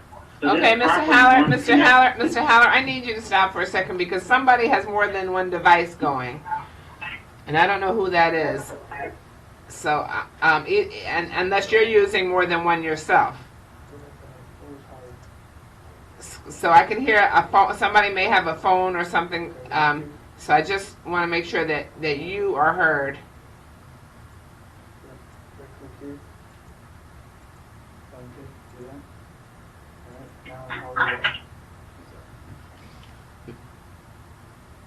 You ready? Okay, Mr. Haller, you can proceed now. Yes. So, as I was stating, the plan is for this property to connect into the master plan right-of-way network, which is shown on the screen, which will provide access to the Central Park, which is just to the north. I mean, it's literally about a few hundred feet to the north and about a half a mile by roadway. And then the roadways will then connect north and south down to the Westphalia Town Center and the commercial area down there. So the access to the property is not proposed to be from Melwood Road, which, as you are aware, is a substandard two-lane roadway. The plan is to change the vehicular access to access into the new rights-of-way being planned as part of the Westphalia Town Center. I think the staff report accurately summarizes where we are. This is a conceptual site plan because it is the zoned MXT. We will be coming back in the future with a preliminary plan of subdivision as well as with a detailed site plan. So that the layout that are in front of you are just conceptual in nature. I would also like to mention that we met with the Melwood Road Civic Association back on January 12th. And made a presentation, and then when the staff report came out a couple of weeks ago, I forwarded a copy of the staff report to the president of the association and asked him if he had any issues or questions. He got back to me and wanted to confirm that our access was proposed to go to P615 as opposed to Melwood Road, and I confirmed that that was the case. And I didn't receive any other questions from him. I don't believe he's on the line, but I did want to let you know that we had met with the association. But I'd be glad to answer any questions that you have with regard to the application. Okay, let me see if the board has any questions of you. Thank you, Mr. Haller. Madam Vice Chair? No questions at this time. Thank you. Okay. Commissioner Washington? No questions, Madam Chair. Commissioner Dorner? I just have a question about the plan itself. The street network that was that's on both sides of it. It looks like it's somewhat disconnected. So I want, and I'm not a very big fan of just having terminal streets that are hard to kind of get into the neighborhoods. Because it makes it hard to connect further developments, and it also makes it hard for EMS and other services to get to places. I know some people may like cul-de-sac for what they claim is property value increase. It's not a very good planning tool. So I was wondering in the street views, I think it was on the TCP page where we have the kind of a view of how the streets are laid out. Can whoever has control of the slides pull up that slide? Yeah, right there is fine. Mr. Haller, is there any sort of a connection between the two streets there? I'm hoping that you're going to say yes, there's a trail, because it looks like there is at least some pedestrian pathway at the bottom end. So why didn't you decide to connect the street over on the southern edge of the property? Yeah, thank you, Mr. Dorner. Yes, when we went to subdivision review committee, we were asked to provide a pedestrian connection. As you can see, this site has regulated environmental features, which essentially divide the site into developable pods.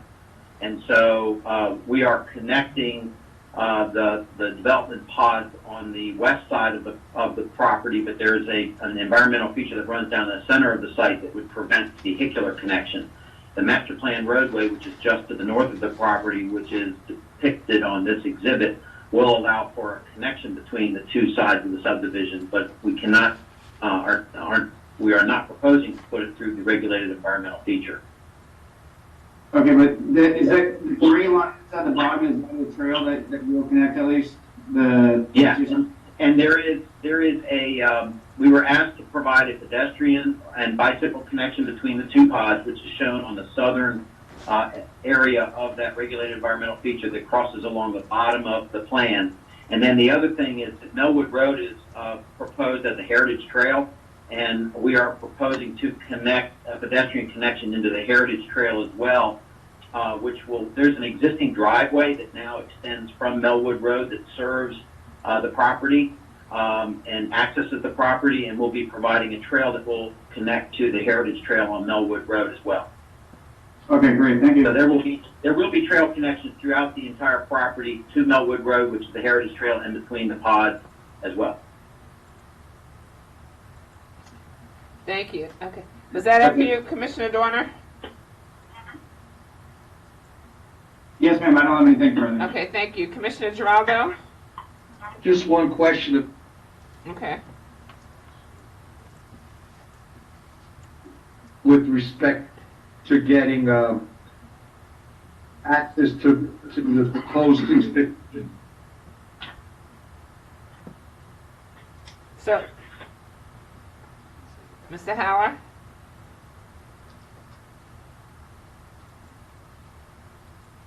Do you know which one Mr. Haller is? See, there's Kim now.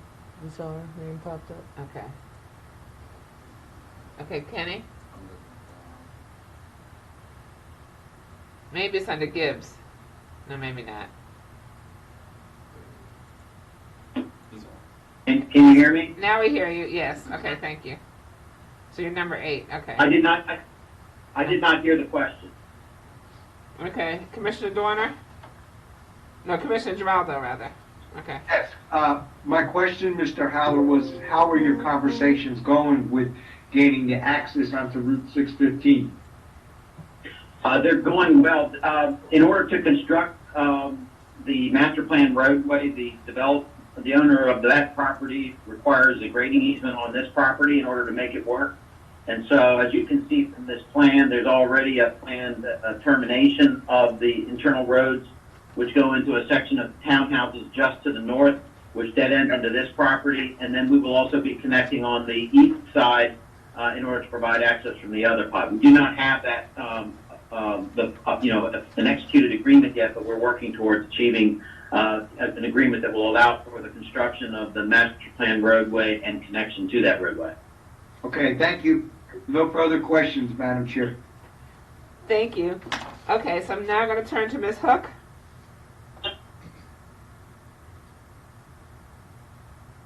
Yes. Okay. Can you please Can you hear me? Yes, we can hear you. If you can identify yourself, and then you can proceed.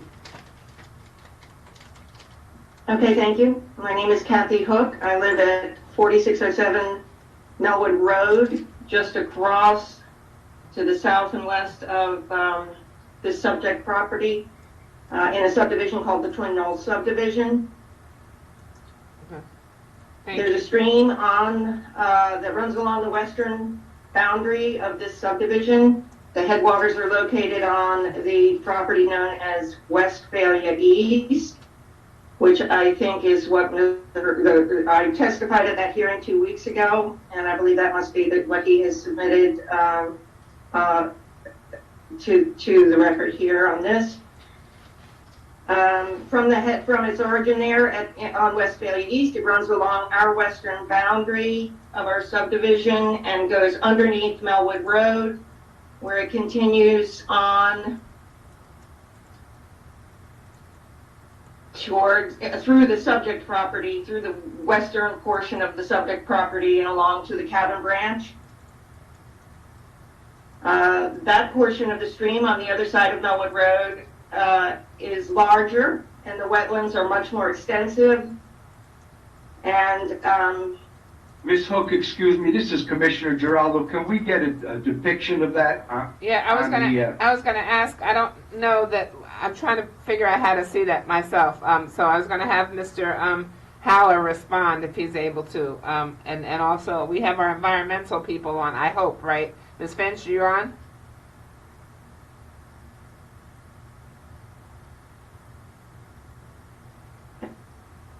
Ms. Finch, are you on? Okay, unmute. This is Jeremy Earl, but I may be able to help with that. So Ms. Hook's property in the aerial photo shown here is, there are a couple parcels just east of the Westphalia Town Center, which is depicted, with the circle and the small lot townhouse development in the southwest corner of this picture. If you go east, Yes. that's the parcel is Westphalia East. Just north of that is Ms. Hook's property. moving the There cursor? are 5 single-family lots there. She's speaking of a stream that is on the western edge of those properties that runs north towards the open area beyond this property. So let me make sure, I want the cursor to be where you're talking about the bottom left, right? On the west there, that, the stream, is that where you're talking about? The stream is over there, and that depiction with the circle, is that where you're talking about, or no? I believe it's further to the east on the property line. Yep, back. The individual single family, all the way back to where the stormwater pond was. There's individual single family parcels. Okay, right there, okay. Okay, On. thank you, okay. Yeah, in that area. Okay. Okay.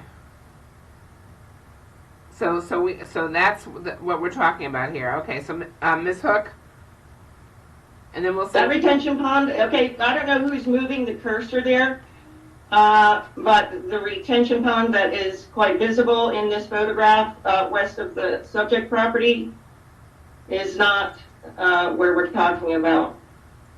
Right, you're talking about the stream, right? Okay. I don't know who's moving the cursor, but Okay, so it seems to be hovering over that retention pond, but that's not very accurate. Okay, so we're talking about. where do you want him to move it?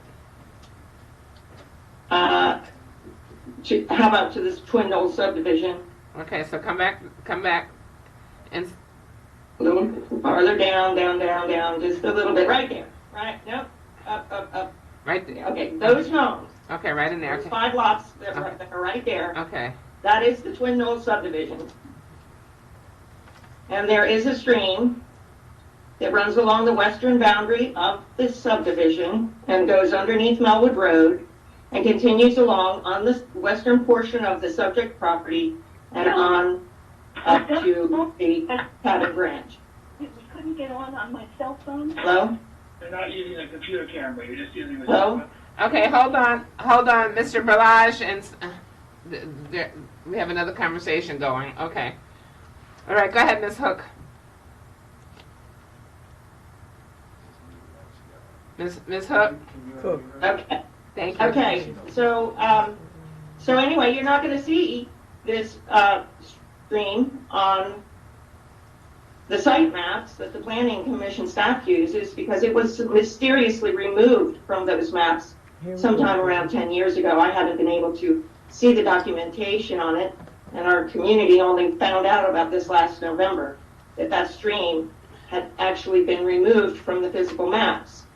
And that is part of the concerns that I expressed in the hearing 2 weeks ago about not just the removal of the stream, but other environmental protections that existed on this property before the Smith Home Farm project began. In the 1980s and 90s, the state of Maryland led the nation in enacting legislation to protect the environment. But over the past 20 years, the Prince George's County government has systematically reversed and overturned many of those provisions. Also around 20 years ago, the Smith Home Farm project was introduced to this community by a developer named Daniel Colton. Mr. Colton was also developing another Smith property in Greenbelt called Metro Park and Greenbelt Station. Coincidentally, the issue of a stream also came up in that development called Indian Creek, and you may remember. There was a lot of community outrage about that project, and it got a lot of news coverage. Okay. Because it violated the environmental protections that the community believed were in place on the project, and it caused a lot of damage to Indian Creek. Okay, so It also attracted the attention Are you of talking US about the attorney. Are you talking about the Greenbelt one? I am talking right now about the Greenbelt one. Okay, because I need to make sure that what you're talking about is relevant to this one. Which, pardon? I have to The U.S. Attorney. make sure that it's relevant to this application. Correct. I am concerned about the stream on this property, but I am referring to another property, another Smith property that was being developed by the same person at the same time. That was also investigated by the U.S. Attorney's Office.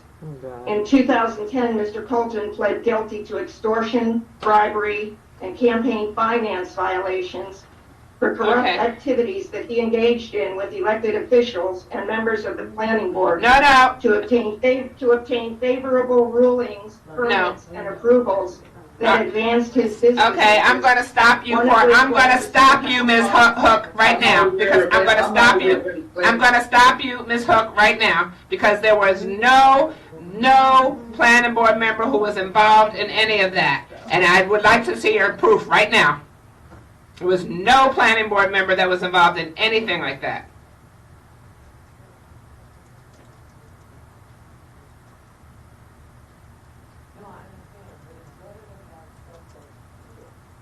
There was no planning board member in the case. There was no planning board person involved in that. So that's an allegation that is untrue and false. And when you accuse someone of a crime like that, that is patently false, that's a huge legal problem, Ms. Hook. Do you have her unmuted? She's unmuted? Okay. Ms. Hook? No, it says mute. It says she's on mute.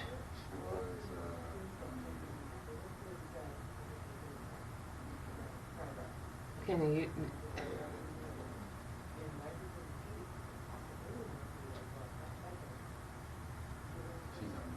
Okay. Ms. Hook?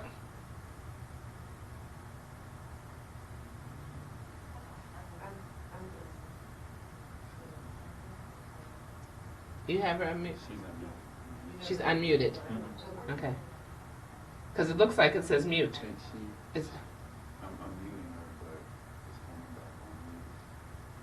Ms. Hook, can you unmute your? Okay, you're unmuted now.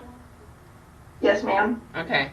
So the fact of the matter is that this developer was engaged at that time in corrupt activities to obtain favorable rulings, permits, and approvals that advanced his business interests, one of which was the Smith Home Farm project. Okay, but let me just clarify for the record, it did not involve the planning board, and that's a false allegation.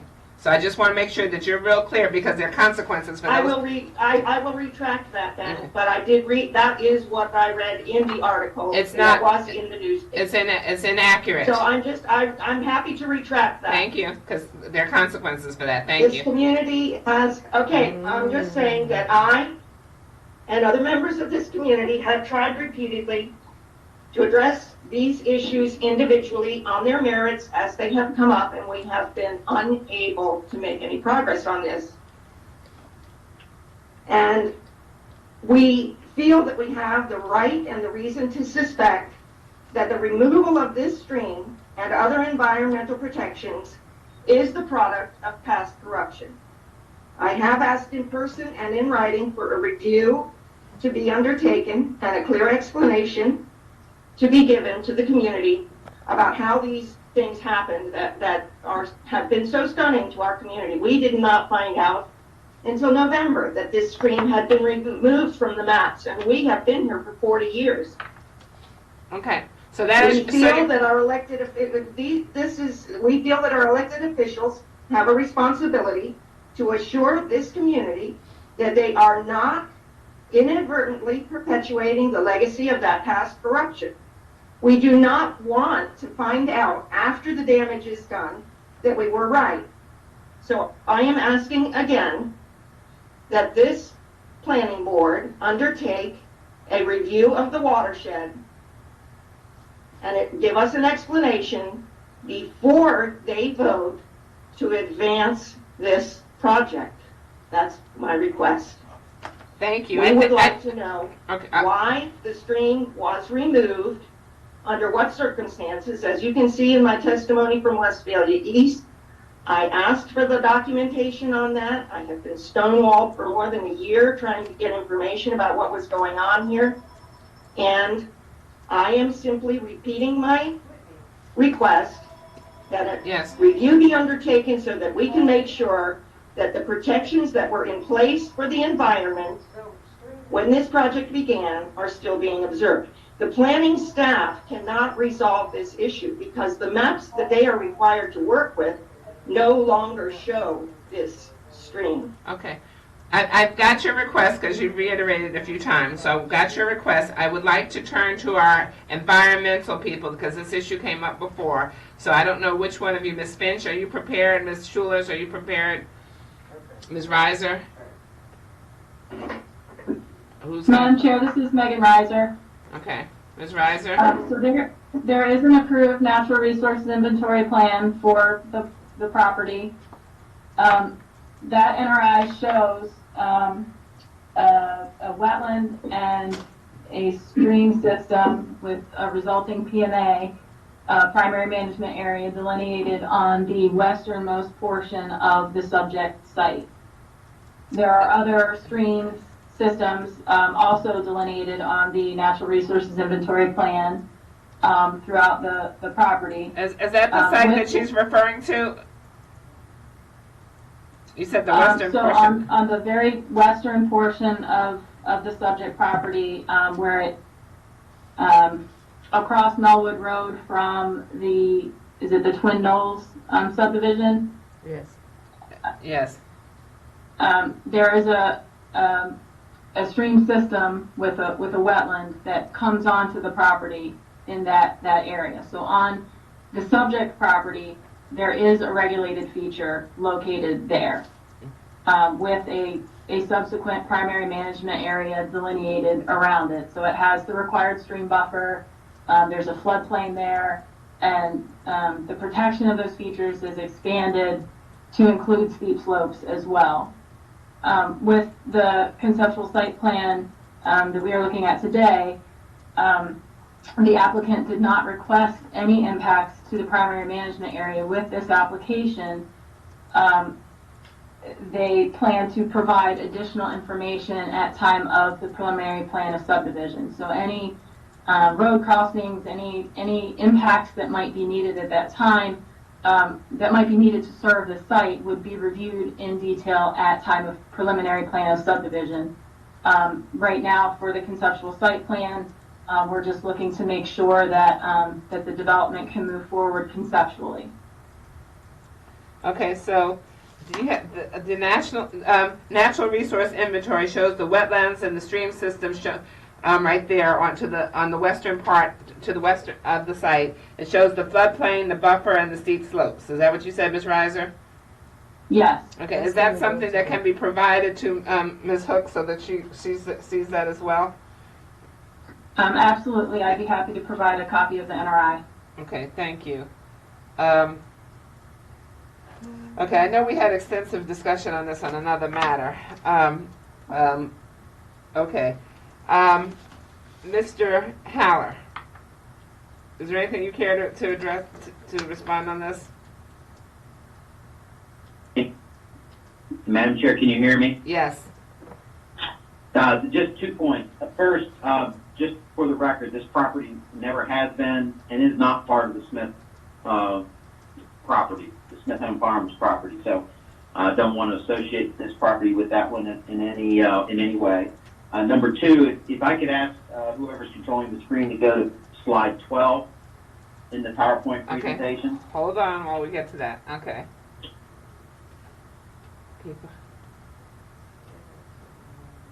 There you go. So this is a copy of our Type 1 tree conservation plan. And if you look at the far left or western portion of the site plan, you will see a finger that runs along the western boundary, which is where Westphalia Road, Melwood Road. Can you guide? We have someone here working. So just guide him with the cursor, okay? Okay. So if you go to the far left of that screen, there's Melwood Road right there, and Melwood Road then turns around and goes north. Right. following the cursor. That area, that finger of land just to the right of where the cursor is the stream that was being referred to by Ms. Hook. And this is the area that Ms. Reiser was just talking about, has wetlands associated with its steep slope. That area is then identified on our natural resources inventory and is shown here as part of a 6.4 acre tree preservation area. And as Ms. Reiser said, this area of the site is impacted by PMA, and as part of the conceptual site plan, we have not requested any disturbance of the PMA. And if there are any disturbances that were required ultimately for street connections or whatnot, that would be addressed at the time of preliminary plan of subdivision or detailed site plan. So Ms. Hook lives just south of where that finger touches Melwood Road. That's where the twin, so if you just go south of there, that's where the Twin Knoll subdivision is, and that's the, I think that's the water course that she's referring to. Okay. Thank you. Mm-hmm. Okay, let me see if the board has any questions of Ms. Hook or of you, Mr. Haller. Madam Vice Chair. Not at this time. Commissioner Washington. No questions, Madam Chair. Commissioner Doerner.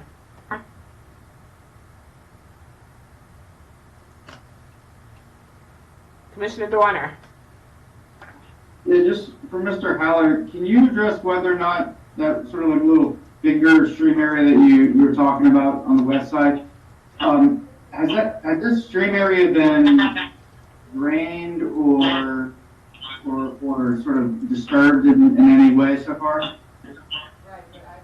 I'm pretty confident that it has not been disturbed with regard to any activity on this property. This property has been used since the 1960s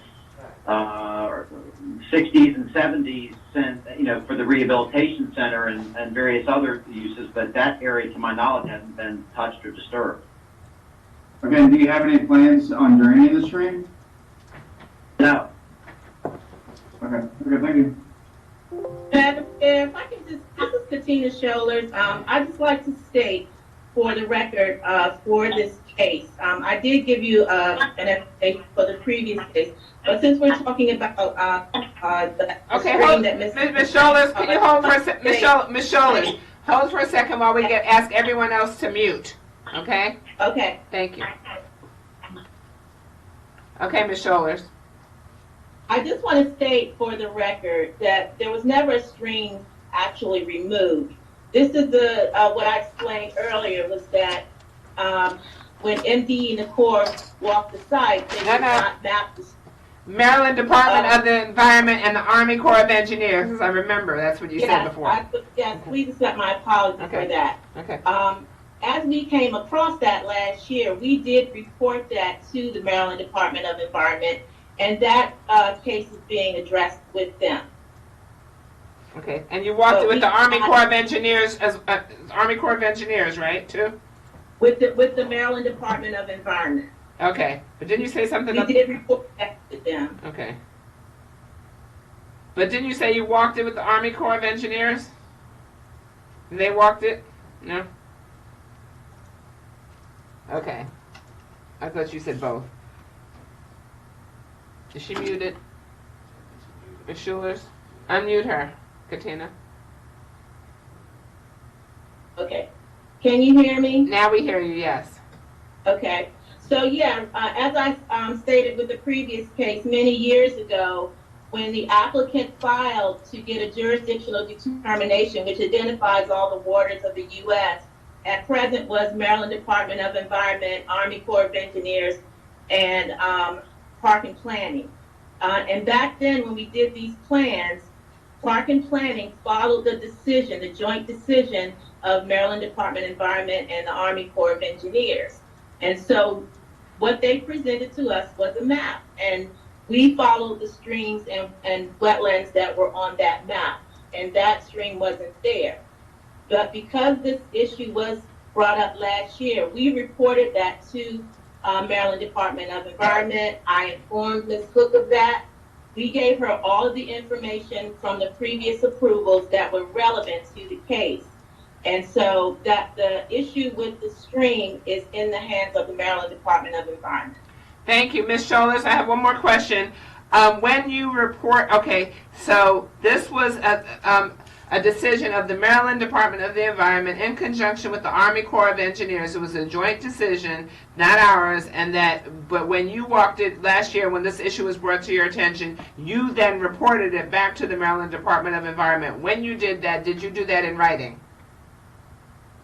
I'll let Megan speak on that, on how she submitted that. But I do know that our local jurisdiction took measures requiring the applicant for the other case to place sediment and control measures for what had already been disturbed. Okay, so they had to do that in the other case for what was already disturbed, sediment and control measures, and this one, there was an NRI in this particular case. Case that showed the wetlands and the floodplains and the buffers and the steep slopes. So, okay. Right. So we are doing our part, notwithstanding the decision of the Maryland Department of the Environment and the Army Corps of Engineers. And Yes. furthermore, we brought it to their attention. Okay, that's what I want to make sure we're clear on. The environmental features are correctly shown. Okay. Thank you. Thank you. Okay. Now I forgot who was talking before that. Yeah. It was Mr. Gibbs. Mr. Haller? I had asked the question that got all this kind of going. I don't have any further questions. I think everything's been answered. Thank you. Okay. Mr. Giraldo? Everything has been answered. Thank you, Madam Chair. Thank you. Okay, so the board has no questions of anyone. Mr. Haller, do you have anything to wrap up in conclusion?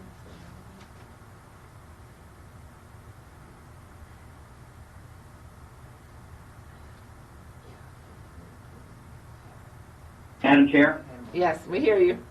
Yeah, I just wanted to note that those, Ms. Schuler's in the conversation, or the comment that she just made about walking the property and issues regarding grading related to the Westphalia Smith Home Farms property, not to this property. Correct. I just want to make sure the record's clear on that. Correct. Okay. Was that it for you?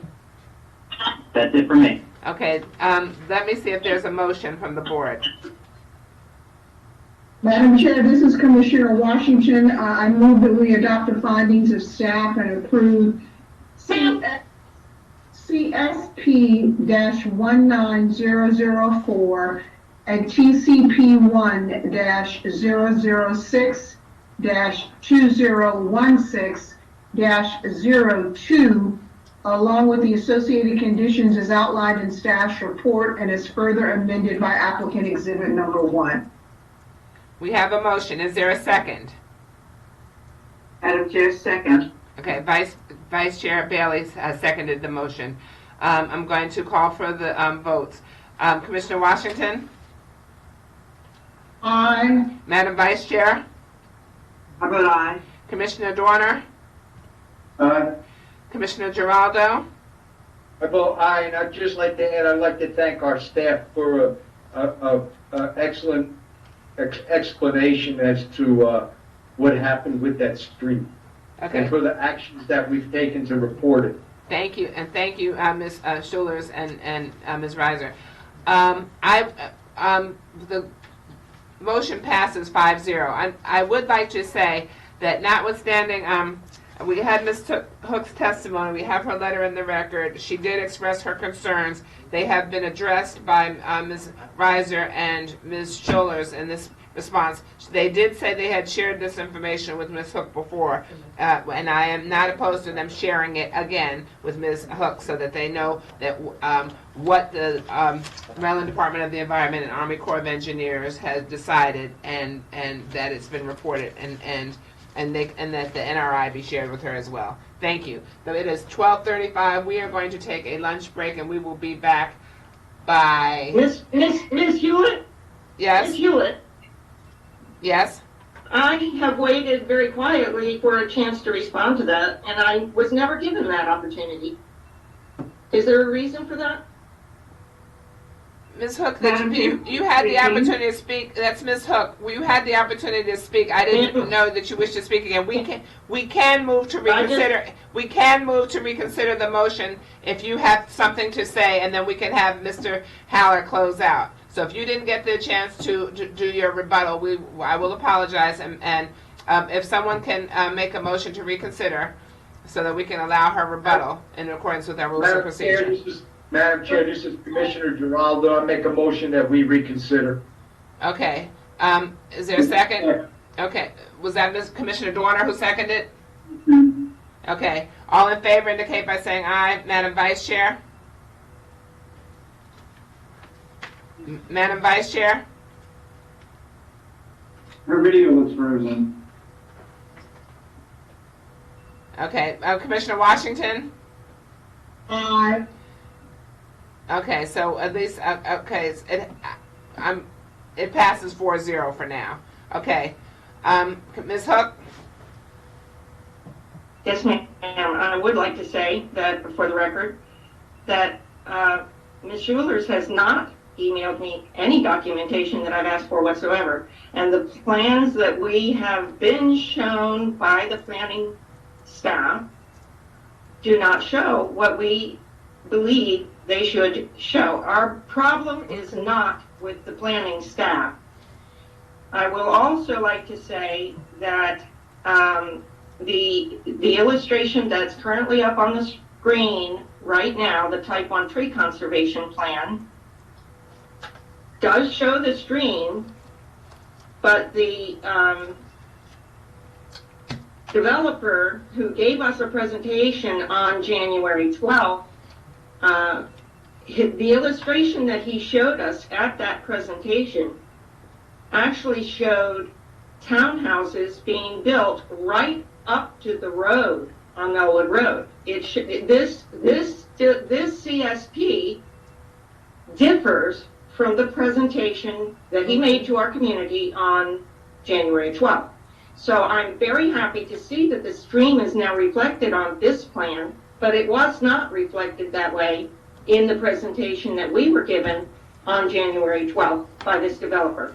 I did not say that, and I further did not say that this property was part of the Smith Home Farm project, but the fact is that the stream that is the focus of our concern runs across this property, and that's why I'm asking for a review to make sure that all of the provisions, the environmental protections in this age of global climate crisis are being served. Okay. I think that was your request before. We heard that, but we appreciate you reiterating it. When you had the presentation on this application, was it this concept plan, or was it another plan? Was it this particular concept plan? It was not this. No, but it was a concept plan. I think it was. I believe it was just simply an informal architectural rendering of what they wanted to get, and what they showed in that presentation showed townhouses being built right on top of the stream and the wetlands. And then they got That's what the presentation showed, and many of my neighbors who attended that meeting had more intense questions about it than I did. Okay, so let me tell you. So right now, that when they submit an application, they have to go back and forth with staff before it ever even comes to the board. And clearly, staff made some recommendations as well. Mr. Haller, you will get a chance to speak. Was that it for you, Ms. Hook? Pardon? No. Other than I am certainly pleasantly surprised to see that the stream is now reflected. Okay, that's it for you. Thank you. Mr. Haller, is there anything else you care to add before we go to a vote? Madam Chair, can you hear me? Yes, Mr. Haller. Yeah, if they could go to slide 12, the one before. There you go. That's what we showed the community association. We did not show them the tree conservation plan. We showed them the conceptual site plan that was filed with Park and Planning. And the only changes that we've made to the conceptual site plan are the addition of pedestrian connections between the development pod and to Millwood Road. But this conceptual site plan also shows the same environmental area to the west of the development pod on the western side of the property. Okay, It wasn't as specific as the tree conservation plan, though. We did not show the tree conservation plan because there's just a lot of detail on it, but we did show this plan. Okay, thank you. Okay, Mr. Howard, this is Commissioner Zorn. Just to, I know you said it earlier, but just to be completely clear and on the record, and in this conceptual site and landscape plan that you have here, even though it doesn't show the stream itself, you aren't planning to do residential or filling it in or draining it or anything like that, right? No, sir. Okay, thank you.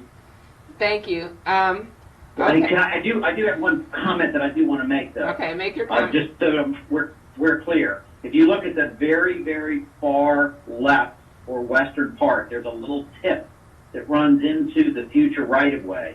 And I think we have a condition that requires us to dedicate that right-of-way for the future master plan road. And that area may have some environmental features on it, but we are not proposing to build that, but we're being required to dedicate right-of-way for that. Thank you. Okay. Now that concludes your summation, Mr. Haller. Now I'm calling for, Ms. Schollers, do you have anything to add? No. Okay. Madam Chair, I do not. Okay, thank you. Is there a motion? Madam Chair, Commissioner Washington, I move that we adopt the findings of staff and approve CSP-19004 and TCP-1-006-2016-02, along with the associated conditions as outlined in staff's report and as further amended by applicant exhibit number 1. Commissioner Giraldo, I second the motion. We have a motion and a second. Is there any additional discussion? Under discussion, I would just add that I thank Ms. Hook for her clarification this last time under the reconsideration that her issue is not with the planning staff. The decision with this map was that was what she said, and I'm saying that the decision was with the Maryland Department of the Environment and the Army Corps of Engineers, and we are thankful to you, Ms. Schulers, and our environmental staff for bringing this issue to the attention of the Maryland Department of the Environment. All in favor of the motion, please indicate by saying aye. Madam Vice Chair? I vote aye. Commissioner Washington? Aye. Commissioner Giraldo? Aye. Commissioner Dorner? Aye. Okay, the ayes have it. Motion carries 5-0. Okay, it's now almost 12:45. We're going to resume at 1:30. We will have item 11 at that point. Thank you very much, everyone. Enjoy your 45-minute lunch break. Okay. Thank you. Thank you.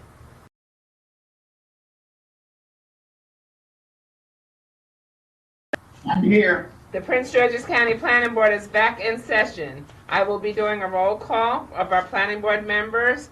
Again, I want to thank everyone for their patience as we proceed in this new normal while protecting the safety of all of our employees and our public and our applicants and just everyone, while still propelling Prince George's County forward.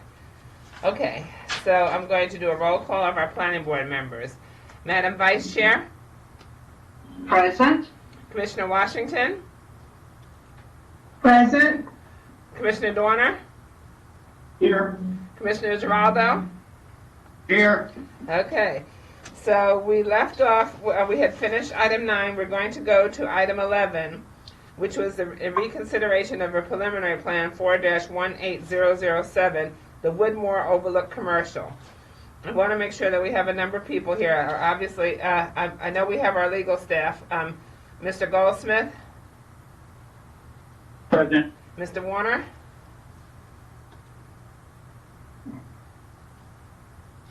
Ms. Borden? David. Okay, Ms. Borden? Yes, I'm here. Thank Okay. you. Mr. Severs? Present. Ms. Connor?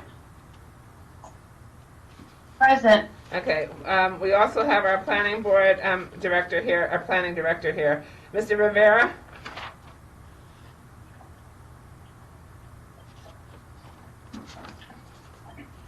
Mr. Rivera?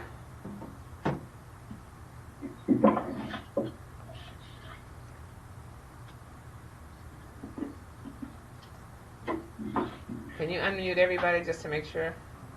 Mr. Rivera, are you on the line? Yes, now I am. I think you just unmuted me. Okay, thank you. So I had to say, what number was he, Kenny? Can you talk again, Mr. Rivera? Say something? Yes, check. 1, 2, 3. 45. Okay, thank you. 45. Okay. 45. Okay, thank you. We also have Mr. Lenhart. I'm here, thank you. Okay, he's 32. Okay. Okay. Mr. Bruce? Mr. Bruce? I'm here. Here. And Mr. Bruce, okay. And also, Mr. Harding? What number was he?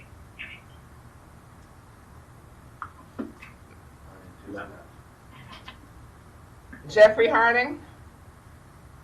Check.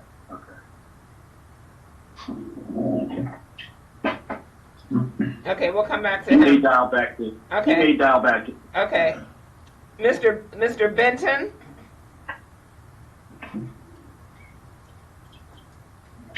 I'm here. Okay, he's 31. Okay. Thank you. Mr. Dean? I'm here. Okay. Mr. Dean, let me see what number you are. What number? You show Is he me his 31? paycheck. He's I don't know 31? how I got there. Okay, but no anyway. worries. Okay, so you two of you are together or no? Well, never mind. I'm not going to What? Never mind. Okay, Jerron Johnson?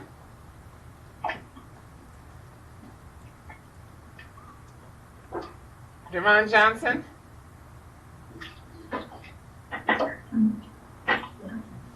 He was on. He needs to call back in. He'll be calling back in a few. Okay. Okay. Rongelin Curry? Rongelin Curry?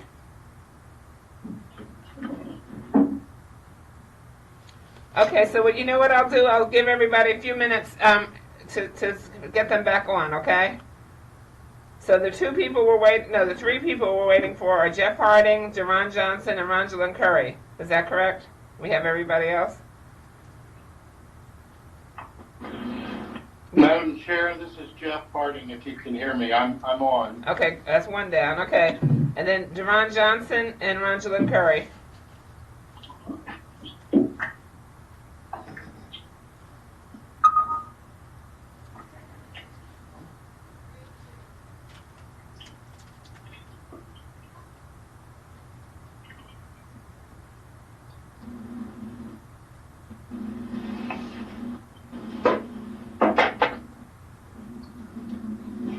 Can you unmute everybody?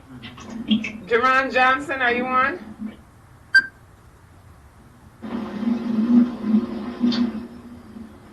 Jerron Johnson, are you on?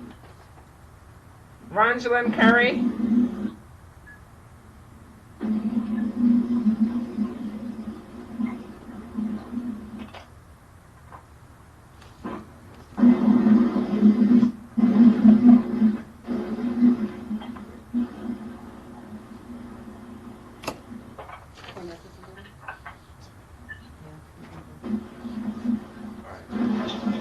Who is that?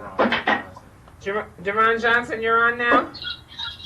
Yes, I am. Okay, thank you. Now what about Rongelin Curry?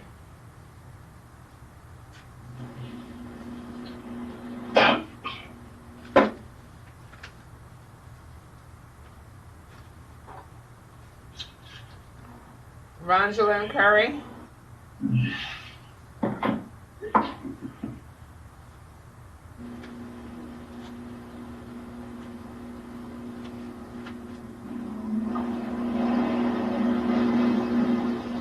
Have everybody. Madam Chair, this is Tom Masog of the Transportation Planning Section. For the record, I am here also. Thank you. And Mark Juba, are you here? I sure am. Okay, thank you. Okay, I'm gonna try Rosalind Curry again. Has everybody unmuted? Because how come the microphones still say they're off? Some muted themselves. Rosalind Curry, if you're on, please unmute yourself.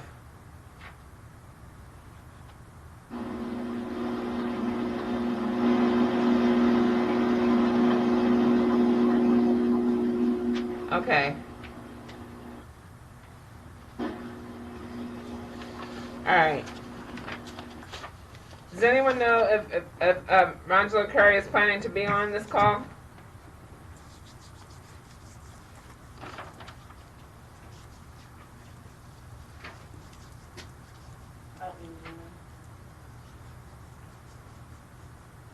Okay.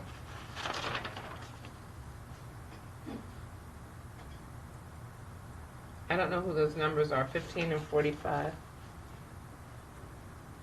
45 was confirmed, I just forgot the name. Yeah. And 45 is Mr. Rivera? I thought that's what you said. Okay. Okay. Well, I asked the question if anyone knows whether Rosalind Curry plans on being on the line. Okay. Okay. Well, if no one knows the answer to that, maybe this person wasn't planning on being on. That's what I'm not sure about. Okay. Okay, so we did a roll call of everyone. Everyone was on, except for Rosalind Curry. We also have some exhibits in this case. We have a testimony of Mr. Dean that was provided with some background. We also have a memorandum from Mr. Rivera to David Warner. So I think I'm going to call Mr. Dean's testimony as opponent's exhibit number 1. The Rivera memo to David Warner is applicant's exhibit 1.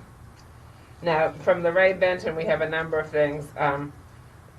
First of all, you have the planning board rules, which we all have, of course, so we could take administrative notice of that. But he has submitted into the record, although we have a copy right in front of us, okay. He also submitted the document regarding the Court of Special Appeals, a docket summary. I don't know the relevance of some of these things. The Court of Special Appeals, motion for summary judgment, and the power of attorney for Woodmore Manor, LLC.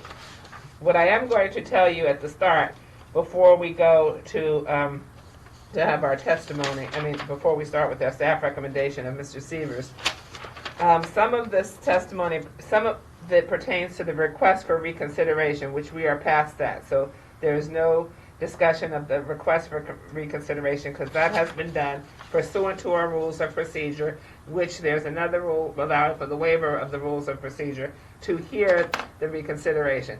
What we have before us is the actual reconsideration of a couple of conditions. That's it, not of the entire application. Because we are entertaining this application for reconsideration, this reconsideration does not mean that it will be approved or disapproved. We are hearing the substantive reasons for the reconsideration during this hearing. And I think I'm going to there's some issues because sometimes cases have been filed, and Mr. Benton, you has raised this on a couple of instances because something has been filed in Circuit Court for Prince George's County or in the Court of Special Appeals, that may stay or prohibit us from proceeding. To my knowledge, there has never been a stay granted that prohibits us from proceeding on this particular matter. And someone can correct me if I'm wrong. So I would like to turn, I think, before I turn to, I'd like to turn to our legal counsel, and I'm going to start with Peter Goldsmith, if he would like to address any of the issues that have been raised. Good morning, Madam Chair. Good morning, everybody. Or good afternoon, everybody. This is Peter Goldsmith, Senior Counsel. Good afternoon. I just want to reiterate that the board does have jurisdiction to hear this case. This issue has has come up in the November hearing when the board decided to suspend its rules, and also in February when the board granted its reconsideration. So just again, what happened was that the board's decision was appealed to the circuit court, and that divested the board of jurisdiction to hear the case. The circuit court affirmed the board's decision, and then rather than appealing that affirmance, Mr. Benson filed a motion for reconsideration. And the circuit court then denied that motion for reconsideration, and that denial of the motion for reconsideration was appealed to the Court of Special Appeals. And so the merits of the decision is no longer before or in the court system, and it is just that motion for reconsideration that is before the Court of Special Appeals right now. And the Court of Special Appeals, as Madam Chair said, has not issued any stay. And so the board may proceed with this case. Okay. I can also address the memorandum that Mr. Rivera addressed to our principal counsel, Mr. David Warner, who's also on this call. If he wants to chime in, he can. Asserting that Mr. Benson does not have standing to testify before the board. And as grounds for that assertion, Mr. Rivera cited certain determinations by the circuit court that Mr. Benson lacked standing in court. But it's established law that one may meet the requirements that one may have standing before the administrative agency, but lack standing to seek judicial review in the court. In other words, just because the circuit court determined that Mr. Benton does not have standing in court does not affect whether he has standing to appear before the board. So absent any statute or regulation requiring a specific criteria to have administrative standing, the rules are pretty relaxed. A person can become a party of record or become a party in an administrative proceeding rather easily. And in this case, Mr. Benton has remained a person of record throughout the various proceedings and has signed up to speak today. He's acknowledged that he's present. And so I see no reason why he should be denied the opportunity to testify before the board. But just because the rules governing standing and the rules of evidence are relaxed here does not mean that Mr. Benton, or anyone for that matter, can offer irrelevant testimony. And so the testimony that we hear today must be focused on what is before the board. And again, that is the proposed changes to conditions A and condition B. Those two conditions 16. And the associated finding. Is it 6? What is 6A and B. 6A and B. Okay. Conditions 6A and 6B. Okay, thank you. Okay, I really wanted that on the record for a lot of reasons. First of all, I do, with due respect to Mr. Rivera, this is an administrative hearing, and you will get a chance to respond when you open, Mr. Rivera. You will get a chance to respond, but the rules of evidence are relaxed in administrative hearings. But the requirement, one rule that cannot be relaxed is that the testimony must emphatically be relevant. That is one thing that cannot be relaxed. But so I will, I am going to, despite your opposition is noted for the record, Mr. Rivera, but I am going to allow Mr. Benton's testimony today. So just so you know that. Okay. And then, Madam Chair, if I may sure. One more thing, if that's okay. Sure. There was some, there was a lot of written testimony, written testimony that was submitted in the record, and some inquiries that were submitted to staff leading up to this hearing, and some confusion as to what case is before the board. And so regarding any conditions that the district council may have required in the DFP for this case, which is DFP 18024 for this property, what the board decides today will not change any language in the district council's resolution for that case. Okay, thank you. All right, I'm going to turn around and I'm going to turn to, at this point, to Mr. Sievers, who will be presenting in this matter. And then Madam Chair, everyone will have the Madam- opportunity to speak. Yes? well, I was wondering when I was going to have a chance to respond to the legal's counsel. When I call you, when I call you, I'll be able to call everybody, okay? And I'll call you as well, okay? That's fine. Thank you. Okay. Okay, so I'm going to proceed in order here. So I'm going to go with Mr. Sievers at this time. Thank you. Good afternoon, Madam Chair and members of the board. For the record, I'm Thomas Sievers, Senior Planner with the Subdivision and Zoning Section. Item number 11 on the agenda is a reconsideration hearing of the merits for Woodmore Overlook Commercial 4-18007. The subject requests for the reconsideration of conditions 6A and 6B of PGC PB Resolution number 19-32, which is related to the requirements of off-site road improvements. Several items of additional backup were received for this application prior to 10 a.m. yesterday, which were uploaded to the web for public viewing. These include exhibits from Mr. Larray Benton, a letter from Mr. Samuel Dean, and a letter from the applicant's representative, Mr. Norman Rivera. Next slide, please. General location. The site is located in the north central part of Prince George's County within Planning Area 73 and Council District 5. Next slide, please. Site vicinity map. More specifically, the site is located in the northwest quadrant of the intersection of Maryland 202 Landover Road and Lotsford Road. Next slide. Zoning map. The subject site is located in the mixed-use transportation-oriented MXT zone. Next slide. Aerial map. The aerial photograph shows the surrounding properties and roadways. Next slide. Site map. Site map shows the varied topography on the site, which generally slopes to the northwest. Next slide. Master plan right-of-way map. The master plan right-of-way map shows the master plan arterial roadway Lotsford Road abutting the eastern portion of the property, industrial roadway I-308 known as Ruby Lockhart Boulevard to the north, I-310 known as Grandway Boulevard within the subject property, and expressway Maryland 202 Landover Road to the south. Next slide, please. Critical intersections. This slide shows the critical intersections denoted by the yellow boxes and shows the PPS boundary outlined in yellow.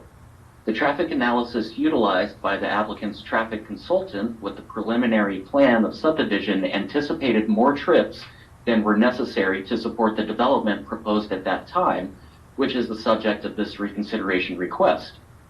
A letter provided by the traffic consultant and supplied with this reconsideration request notes that when the staff report was prepared, the staff made a determination that they would not support a stockpiling of trips for uses that were not shown on the plans.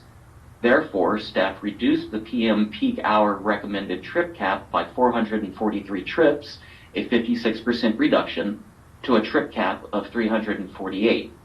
The applicant agreed to this reduction, but the traffic analysis was never updated to confirm what effect this reduction had on the traffic improvements that would be necessary to support the approved development. In consideration of the approved trip cap, a new traffic analysis was provided based on the approved preliminary plan of subdivision and found that all of the intersections passed in the AM peak hour, so that had no effect on the findings of the AM analyses. However, the reduction of the PM peak hour trip cap by 56% did impact the results of the findings as it relates to the PM peak hour, and the point of this reconsideration is to update those resulting conditions and necessary improvements for adequate transportation facilities. As a result, staff is recommending modifications to the improvements at critical intersection 2, deletion of improvements at critical intersection 4, and the added condition to construct the I-310 right-of-way. It is noted that the reconsideration of the preliminary plan 4-18007 does not affect any other conditions approved by the Planning Board or District Council for any other application applicable to this site. The subdivision and zoning staff recommends that the planning board adopt the findings and approve the reconsideration of conditions 6A and 6B as found in resolution PGC PB number 19-32 for Woodmore Overlook Commercial 4-18007, subject to the amended findings and conditions contained in the staff report. This concludes staff's presentation. Okay, let me see if, thank you, Mr. Severs. Let me see if the board has any questions of you at this time. Madam Vice Chair. Not at this time, thank you. Commissioner Washington. No questions, thank you. Commissioner Dorner. No, ma'am. Okay, Commissioner Giraldo. I have no questions at this time. I just want to hear from the other witnesses. Thank you. Well, we do hear that in the order, in accordance with our rules and our administrative practices. Okay, thank you. Are there, okay, so with that, I then turn to Mr. Rivera.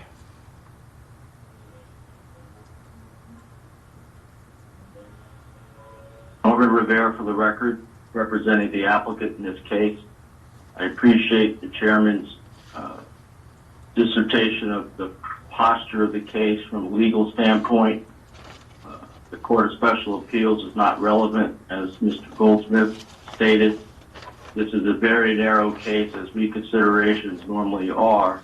And in this case, in the 4-page staff report, it only affects conditions 6A and 6B of the approved preliminary plan of subdivision 4-18007. As Mr. Severs stated, the reduction of trips from the beginning has allowed us to recalculate the adequate public facilities, which affects the two intersections that were discussed just a few minutes ago by Mr. Severs at Campus Way and Lotsford, and 202 at Lotsford. The staff report was augmented by a report from Mr. Lenhart, our traffic engineer, who's on the line, and that was supported by Mr. Mazog in his review, and hence in the staff report that Mr. Severs went through. I'm also joined by Mr. Harding, my co-counsel on the litigation side. We shall need his services at some point. But my presentation is basically to say that we are in agreement with the staff report. The board reconsidered it back in February. We're here on the merits, and until further notice, we are in accord with the staff report as and I will comment later as requested as needed. Okay, does the board have any questions of Mr. Rivera at this time? Madam Vice Chair. No, Madam Chair. Commissioner Washington. No questions at this time, thank you. Commissioner Giraldo. No questions. Commissioner Dorner. No, ma'am. Okay. With that, I'm going to proceed. Then first up is Mr. Dean. Well, let me ask you this. I think you're as part of your case, Mr. Rivera, you have people signed up with you, but they're only here if we have questions, right? Or need to respond, right? Yes, ma'am. Norman Rivera here. Lenhart is our traffic engineer, Okay. Mr. Lenhart, as well as Jeff Hardy, my co-counsel, Okay. as needed. Thank you. Okay, thank you. Okay. Mr. Dean. Thank you, Madam Chair. Let me first begin by saying that two things, and I need your clarification on it. Okay. One was that the applicant failed to meet the 14-day filing requirements. Two, the applicant is saying that the reason for this request is for substantial public interest, and I'm trying to figure out what public interest he is referring to. Mr. Dean, let me stop you though. That pertains to the request for reconsideration, which was already ruled upon in February. So now we're at the reconsideration. The merits. Okay. On the merits. Issue, okay. And the issue before you is the applicant's attempt to circumvent I-310. No. And basically, we went through the district council. District council heard the case and said that I-310 had to be a ramp. And my basic concern is that through this reconsideration, the applicant is getting another bite of the apple. Back when this project was approved, as I gave you in background information, Yes, we have it. we spent in this community between Woodview Village, Balk Hill, Regency Park, and the TIF, $34 million. Many of the road improvements that he's talking about, we've already paid for. And the issue that he's presenting is that if he can get rid of 6A and 6B, then we're back in this struggle on the fact that he wants to build I-310 at grade. And that basically is the issue. And while I'm on... I'd like to object, Madam Chair, Norma Rivera. This is not part of the reconsideration request. 310 is noted on page 4 as a condition. Thank Okay, you. so hold on a sec. We are opposed Mr. to Dean, your hold, approving this Mr. site. Dean, But Mr. the other Dean, Mr. issue Dean, hold on a that- second. Am I on mute? No. Okay, Mr. Dean, hold on a second. I have to rule on his objection, okay? So it's a legal proceeding here, so I have to rule on his objection. Your objection, Mr. Rivera, is noted on the record, or noted for the record. I do need Mr. Dean. Mr. Dean has already indicated that he's aware that the reconsideration only applies to conditions 6A and 6B. He feels that, and I'm going to, I need some clarification on that. He feels that that in some way, the reconsideration of those two conditions impacts I-310. Was what I hear you saying, Mr. Rivera, that I-310 is still on still a condition that has to be required, it has to be fulfilled. But I think I hear Mr. Dean saying that it will be done, it affects the grade of I-310, and that's what I need clarity on personally. I don't know about anybody else. So, Mr. Dean, you can continue. Yes, because basically, he's trying to build I-310 at grade, and this has been a real problem for this community. One, that the I-310, that they went before DPI, and DPI allowed them to reduce a 4-lane highway, 70-wide-foot road into 2 lanes and called it Grandway Boulevard. My understanding is that the developer gave land to the county. The county used that land in order to help approve the road. My basic concern is this, is that in what he's requesting eliminate 6A, 6B, but retain 6C, which is really Grandway Boulevard. This whole process is really to get around the transportation issue, which would allow this developer to bring in low-end development. And we are opposed to you approving this. And he needs to carry out what the decision of the district council was, that he needed to build a ramp. There was also a restriction placed in the decision by the planning board 1002C, where there was not to have been a driveway even allowed in that area. Your urban planners decided that there was not going to be a driveway, but Grandway Boulevard was acceptable, and we're back at this same process. We don't want Grandway Boulevard to be built at grade. If they want to spend the money to build a ramp, so be it. Okay. I don't understand, Mr. Dean, how you're saying that if we reconsider these two conditions, 6A and 6B, and go along with the applicant's request on this, that it brings in low-income housing? What it does is that he's talking about trip generations. If he can reduce the trip generations and say, now we don't have to build these other roads, and the way to get into this project is through I-310, then we're back at this battle again about what does I-310 look like. I-310 should never have been approved, period.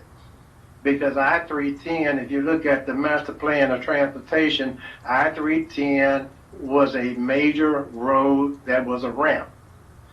They went to DPI and had DPI approve the Grandway Boulevard at grade. So the fight is whether it would be at grade or whether it would be a ramp. It shouldn't be there, period. But either way, if we're forced to eat this stuff, then it has to be a ramp.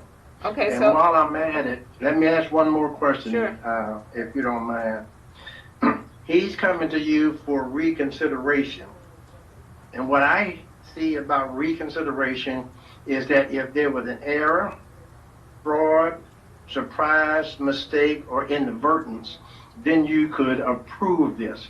I don't see any of that. What I do see is an error and inadvertence because the original preliminary plan of subdivision, no one in the community, none of the civic associations had any knowledge of this subdivision that you all agreed to allow what was originally zoned as commercial to be MXT again, where they're building an apartment building and a gas station. So the issue is that the I-310 Grandway Boulevard becomes key to what they can do. And so the issue, my recommendation to the planning board is really to deny this request, period. Okay, I'm going to see if there are any questions, but I am going to need transportation people, Mr. Masog and maybe Mr. Lenhart. Someone's got to explain to me while we use the cursor to show these roads in questions, so we can see the 4 lanes to the 2 lanes and how this was done, and grade versus not grade, and the ramp versus no ramp, and so I can fully understand the arguments as presented by Mr. Dean. Okay, so Madam Chair, may I make one more statement? Yeah. I tried to respond to that question by giving the background information. Here are all the roads that was to have been funded by the special taxing district and by the TIF. It also shows the study that was done by Mr. Mazok back in 2009, which showed all the roads that had to be approved, and these roads have been approved. Mr. Dean, though, I have your memo right in front of me, and the board has it too. I'm talking about the visually, so that we can look at it visually when the transportation people get on, so I can see, so we can move the cursor. Are you online or are you on the phone? I'm online. Okay, so I can see your pictures. Okay, so I'm just saying that when we get to transportation, I want them to be able to show me visually. That's all I'm saying. I'm not disputing what you have in your memo. I just want to see it visually. Okay, thank you. Let me see if the board has any questions of you. Madam Vice Chair? Not at this time. Commissioner Dorner? No. Commissioner Washington? My questions are the same as yours, Madam Chair, and I'm particularly interested in the whole notion of the ramp versus at grade for 310 and kind of what was envisioned. I mean, I hear what Mr. Dean you're saying, but I'm just trying to understand, and I guess I need that visual illustration as well. So, okay. Thank you. Thank you. Commissioner Giraldo? Yes, I concur in Commissioner Washington's comments. I want to see more and understand with the ramp and the like, and visual would help. Okay, thank you. Okay, so we'll come back. Okay, so we'll come back to that. Okay, so now I'm going to go to Mr. Hook. I'm sorry, Mr. Benton.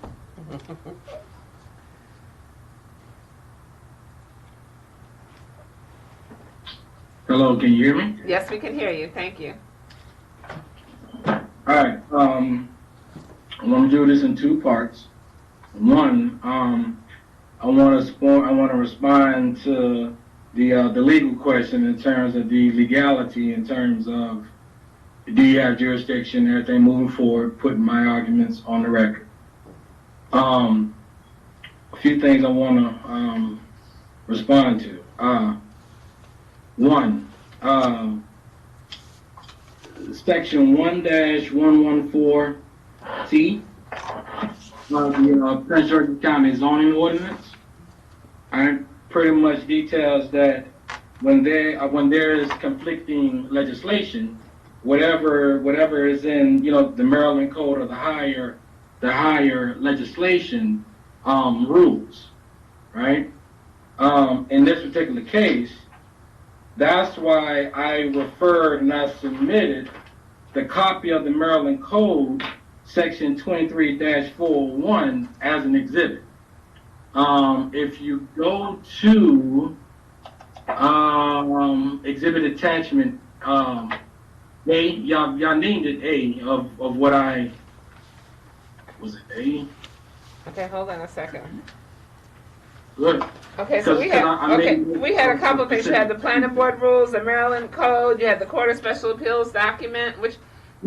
Yeah, but I want to refer to you to specific page numbers because that's not the way I sent it to them. But however they uploaded, that's how they uploaded. So if you actually go to page 125 of that document. Okay, hold on a second. Okay. So your document, okay, so 125 of your document. Okay, hold on a second. Okay. I don't know. Okay.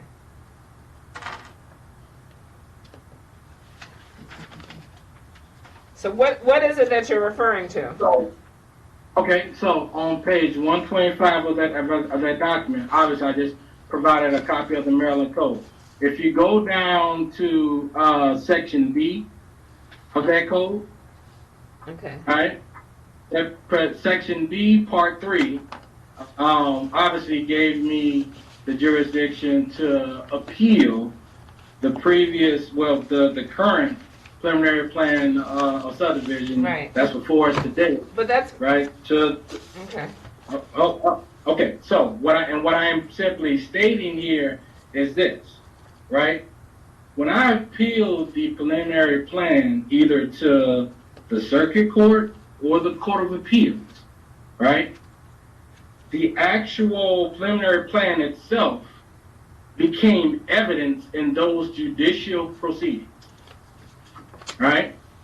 And even now, right, I've submitted on pages 133 through 135 of that same document, I submitted proof to show that this particular preliminary plan, right, is currently before the Court of Appeals. Okay, right? let me stop you for Mr. Benson, let me stop you periodically to make sure that I'm following you. Okay. So is it before the Court of Appeals or the Court of Special Appeals? Let me start there. Court of Special Appeals. Okay. Stand correct. Okay. So it's Court of Special Appeals. And it's currently before them, right? It's currently before them, okay. And it actually have a scheduled hearing date in December, right? If you look on page 134, right? 134, that's the scheduling order. Okay. Actually 135.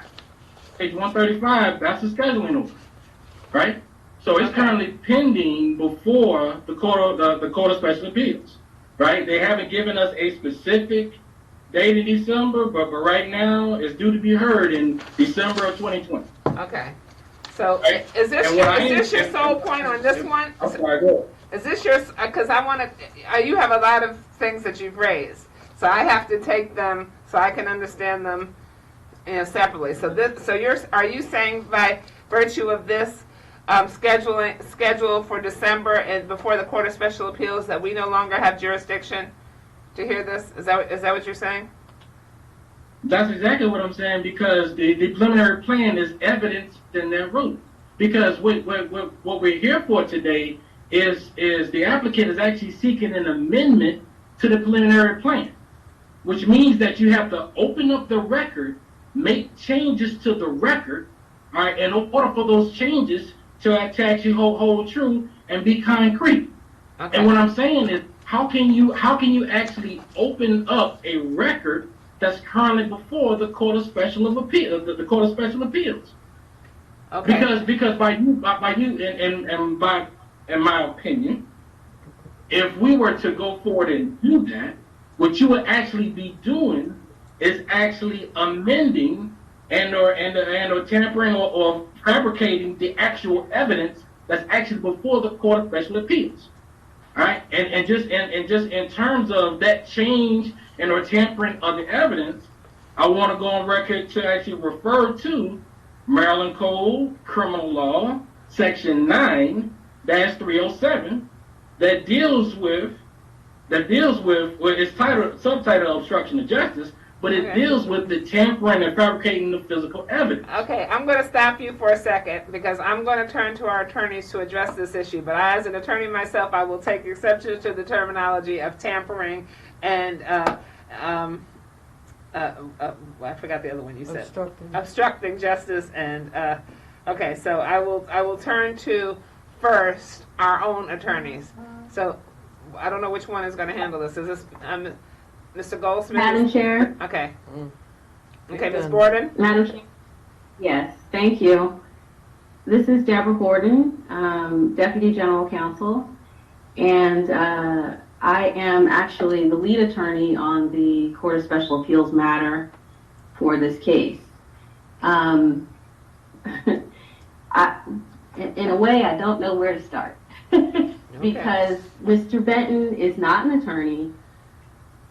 He is representing himself, and we have done our very best to accommodate the fact that he doesn't really understand our process, and he doesn't really understand the petition for judicial review process or the appellate process. So what I'm going to do is I'm going to use one of Mr. Benton's exhibits that he submitted. I'm going to use the docket sheet to show you exactly what has happened. And it's all on one page, so it should be very easy. So if I can be given control to share my screen, okay, I will share with you that piece or that page of the docket sheet that shows exactly what happened in this case. Okay. Okay? Okay, I think we have to do something over here. Okay, so if I can, I'm sharing the docket. Okay, hold on, we're trying to get to it. Is that it? Can we enlarge that? I will try. Hold on a second, Kenny. Can you do that? There you go. Okay. Is that better? Okay, that's better. Okay, there we go. Okay. Hide the people, maybe? Okay, there we go. And for those of you who are not speaking, please turn your mics off so we can hear. Okay. All right, Ms. Borden. Okay, unfortunately, I don't know how this exhibit is styled. I don't know what number it's been given, but it is the docket summary that Mr. Benton provided in his documents that he wanted to be a part of this record. Okay. And it is the docket summary of the appeal that he filed in the circuit court for Prince George's County. And I can go up a little bit so we can see the case number. There's the case number, CAL 19-14488. Excuse me, for everyone else, it's page 132, I think, in our backup. Starting on 130. It starts on 130, actually. Okay.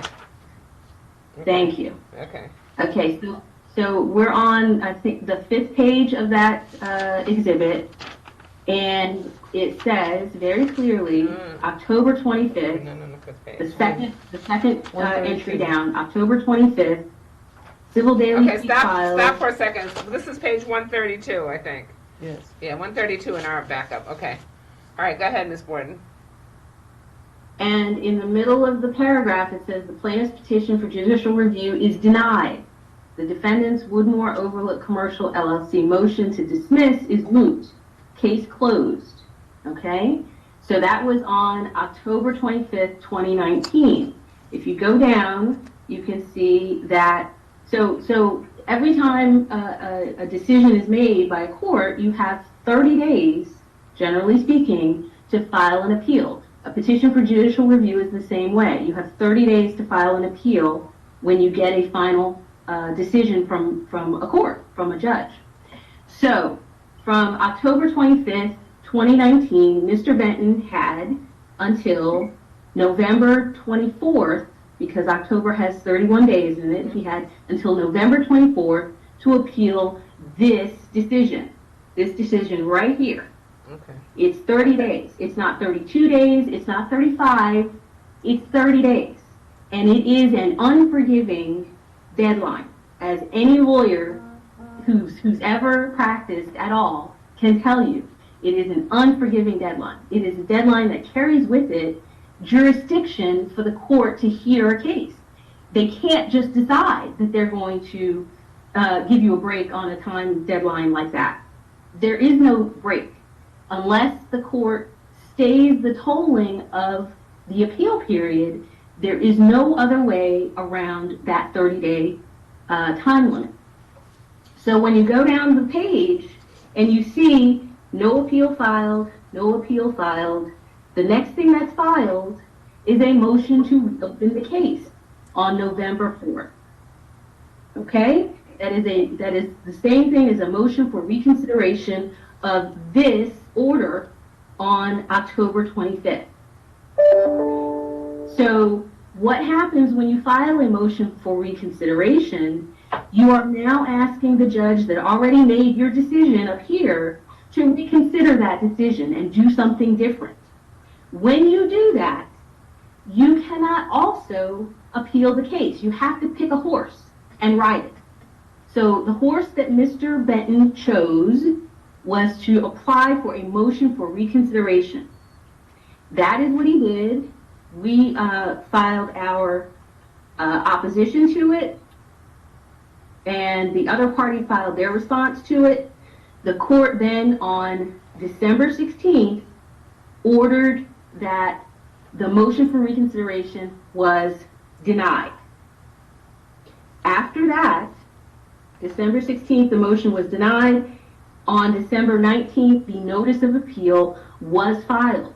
At that time, the only order of court eligible for appeal was this one, not the one in October, because it was too late. So the only thing that is at issue in the appeal that was filed by Mr. Benton on December 19th is this motion for reconsideration that was denied by Judge Hill, not the original decision affirming the planning board. The planning board's decision has been affirmed and is final, and there is no question about that. The only reason, the only way that you can, that you need the only thing that you need to know in order to tell that is you need to know how to read a calendar. That's it. There's nothing strange or esoteric about this. It's calendar. And the issue with Mr. Benton is he doesn't understand that these deadlines are significant. They cannot be pushed, and they cannot be, you can't talk your way out of them. It's just the way it is. So, you know, I don't know what else we can tell Mr. Benton about this other than that's just the way it is. The thing that is before the Court of Special Appeals is a motion for reconsideration that will be heard by the Court of Special Appeals, but it has nothing to do with what we are doing today. The Court of Special Appeals cannot use the proceeding before it to overturn the planning board's decision, because the planning board's decision is not before them. That's not the way it works. Everything gets stacked on top of each other. One decision to another decision. The Court of Special Appeals, even if they wanted to overturn the planning board's decision, they could not. It is not before them. Ms. Borden, let me ask this question. So you're saying essentially, can you put it back up? Oh, yes. The December 16th, 2019 decision was on the reconsideration. It's denied Mr. Benton's request for reconsideration there, and so what he has appealed is to the Court of Special Appeals was the denial of his reconsideration. That's correct. Let's say the Court of Special Appeals says, okay, the court shouldn't have denied your request for reconsideration. Then what happens? I don't see how that can happen, but let's say it does, because he's got a schedule. So the scheduled date that he has in December, does that pertain to this?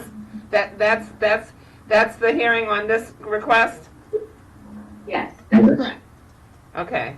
Ms. Borden. No, I'm not finished. I just want to know what happens in that instance. That's okay. What happens in that instance? Let's say the court says the judge should not have, the circuit court should not have denied your reconsideration. Then, the court could remand the case for whatever defect they think Judge Hill made, if they think that Judge Hill didn't send enough notice before he denied it, or if he should have had a hearing before he denied it, they would instruct Judge Hill as to how to cure whatever the defect is on the motion for reconsideration. Okay. Thank you. I know, Commissioner Giraldo? Right, I was just, Ms. Borden, essentially what you're saying is that what's before the Court of Appeals is simply a procedural, not a substantive appeal, but an appeal of a procedural mistake that may have been made by Judge Hill. That is correct. Whether he should have granted the motion for reconsideration under the circumstances that are presented, which is, with that kind of notice, without a hearing. He didn't have a hearing on the motion. He just denied it. So it's a very narrow appeal. It's a very narrow appeal, and it has nothing to do with conditions 6A and 6B. Nothing. And it has nothing to do with the merits either. Exactly. Okay. Now, I would argue that the merits are still in place, and to substantiate why, right? In my same package, right? If you go to page, hold on, I gotta find it, because I provided a copy of the Maryland rules, which speak of Maryland Rule 8-31, that speak about appealing the case to the Court of Appeals, and also what's actually considered before them. All right. Let me find it in my.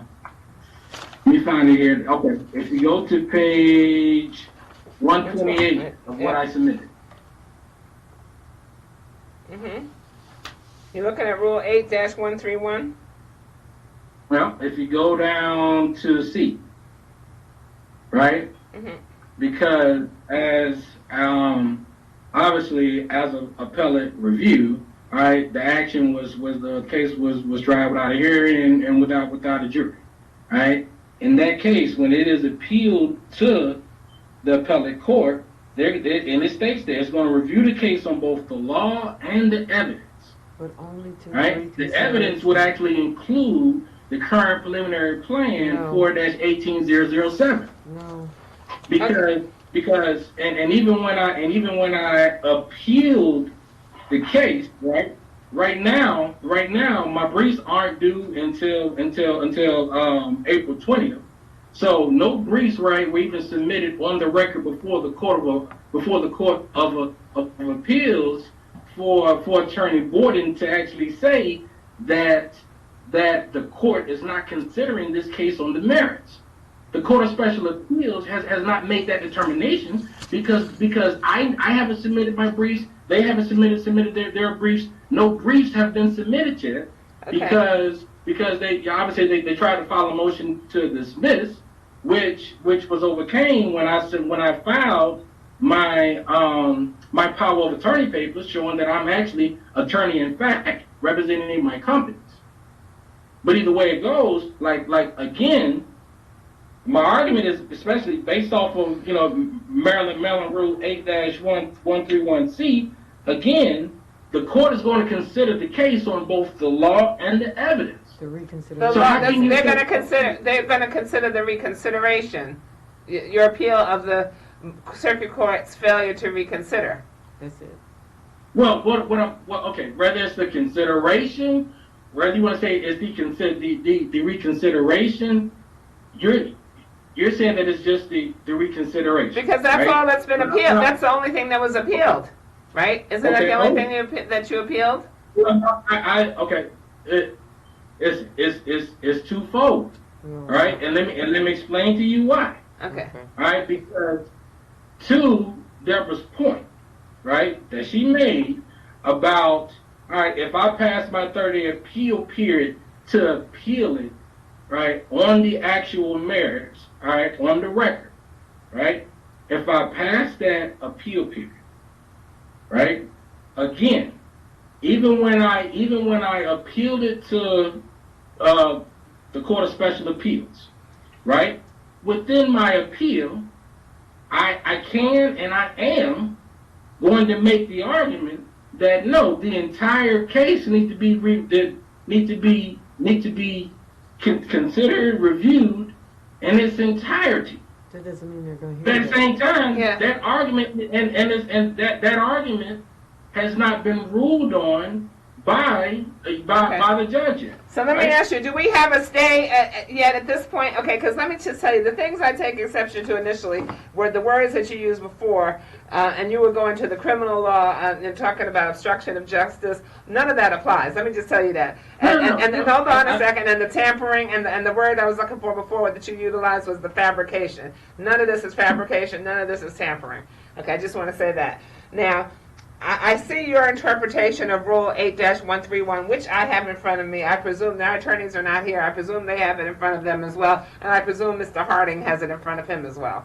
So I am not my own attorney. I am an attorney. I'm not the attorney to this commission anymore, but I do not see the bearing of 8-131 on this particular case. However, I am going to turn to Mr. Harding as well on this matter, because you have other matters to address. So we're going to let you get... Okay. So, Mr. Harding? Madam Chairman, can you hear me? Yes, we can. Hello, everyone. For the record, my name is Jeff Harding. I'm an attorney and have been so for 4 decades. I'm with Sasser, Claggett & Booker. And I am the litigation attorney that after Mr. Benton leaves you and goes to the circuit court and the Court of Special Appeals, I kind of take over for Mr. Rivera. I want to just say, to make this easy, I've listened carefully to what Deborah Borden has said, and she's absolutely correct. Mr. Benton is arguing to you that you somehow lack jurisdiction to hear this reconsideration today. First, your attorney at the very beginning has succinctly and correctly stated that you do have jurisdiction. Deborah Borden has succinctly and expertly responded. To your question, Madam Chairman, you asked this, and I'll rephrase your question. If the Court of Special Appeals, for some reason, overturns the procedural conduct of Judge Hill, what effect does that have on this case? And the answer is absolutely none, because in a different way, the only thing that he's appealing or can appeal, regardless of what he argues in his brief, and he will have 100% zero chance of success of anything else based on my experience, is whether procedurally Judge Hill improperly denied the motion.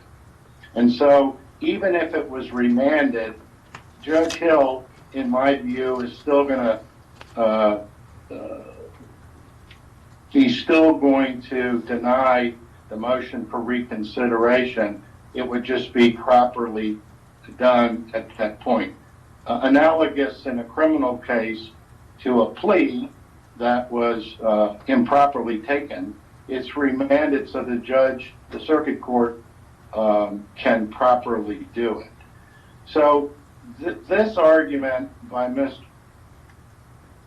And again, I've had the same much more.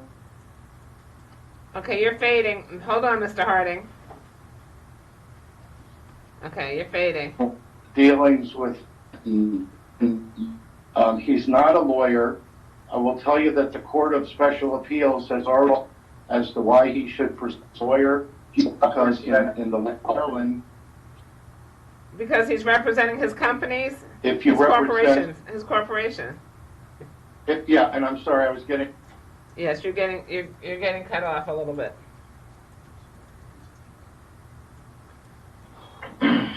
Hold tight, Mr. Harding. And when he's done, I would like to respond, please. Okay. Mr. Benton has argued all along in these spurious arguments on behalf of his companies that were long ago somehow involved in this. And all the courts that have dealt with this have recognized Mr. Benton's failure to do that. What Mr. Benton talked about, I think you should have some clarity because it may be confusing. In response to Judge Arthur from the Court of Special Appeals' order to show cause, Mr. Benton ran out and completed some forms that purported to make him attorney in fact, is what he calls it, for these companies. Those are spurious and non-effective, and it is my view that his appeal, Court of Special Appeals, is going to get dismissed before it ever gets past that. There's no such thing as an attorney in fact in law. Mr. Benton has also argued that in the circuit court, and that was shot down by Judge Davey. And so essentially, Mr. Benton's argument that here's what he's saying to you. In my Court of Special Appeals brief, which I don't think is ever going to happen. You can't say what I'm saying. I am going to. You will have the opportunity to respond. Okay, go ahead. I had an objection. Okay, you can. Well, your objection is noted. Go ahead, Mr. Harding. Thank you. He can put the Constitution of the United States in his brief. He can put anything he wants in that brief, but it doesn't make, as Ms. Borden has said succinctly, clearly, and accurately, it doesn't make it a point of contention in the Court of Special Appeals. I mean, he could put the Constitution in his record and say, because I put the U.S. Constitution in my record, it doesn't stand up. It doesn't hold until the court rules on it. The analogy is perfect. He can't put into the record the plan that's already been approved, it's been appealed, it's been upheld on its merits, and the appeal time has run. And when Deborah Borden says that is in granite, she's right on the money. And I'm a trial lawyer, and I deal with this limitation every day. Okay. So again, I know he's not a lawyer. I know he's trying to come up with some way to delay this, but his legal argument has zero effect on what you're doing. And I hope that addresses your concerns. I'm happy to take any questions. It does. I don't know if the board has any questions. Mr. Benton, I'm going to give you a chance to respond succinctly, and then I'm going to rule on this from this point so we can get to the other issues. Okay. Okay, well, for one, the question is this. Whose question? If you go forward, I'm posing this. Okay. So, if we go forward today and you rule and change the preliminary plan, right? That's actually before the Court of Special Appeals, not only for the preliminary plan itself. I don't think it's before the Court of Special Appeals. I think the motion for reconsideration is. Okay. Even if they say reconsideration, right? With the reconsideration, I can still submit, as Mr. Harding said, any type of evidence I choose, right, to support my position. And the court, by law, has to consider the evidence that I submit. Okay. So even if so in this case, if I submit a copy of the preliminary plan and the Planning Board Resolution 19-32 as it is written today before the court to be reviewed, well, which I've already done because I just left the Court of Appeals yesterday. In doing that, so what do you mean? You told me you're working on you just said a little while ago the things you're going to raise in your brief. So, yes, but I'm also I'm also, the briefs aren't due until the 20th, which I've already filed a motion for extension with Mr. Harding and Ms. Borden already know. Okay. All right. I'm also, but I also have the opportunities to actually, file for motions for stays and all before the Court of Special Appeals. My point is this: if the preliminary plan is submitted as evidence before the court and is pending evidence before the court to review, right? How can that evidence be amended if a sitting judge or a panel of judges is actually considering the exact same evidence? But they're not. Because I don't think they are. But that's your response. So I'm hearing your argument. I've heard your argument, their response, Ms. Borden's legal response, Mr. Harding's legal response, and then your response on top of your first response. And I'm ruling that we do have the jurisdictions. Everybody's position is preserved for the record. So what's your next issue? All right. So up next,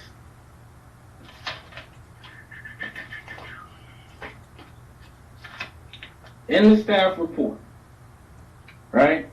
The changes are based off of the traffic study.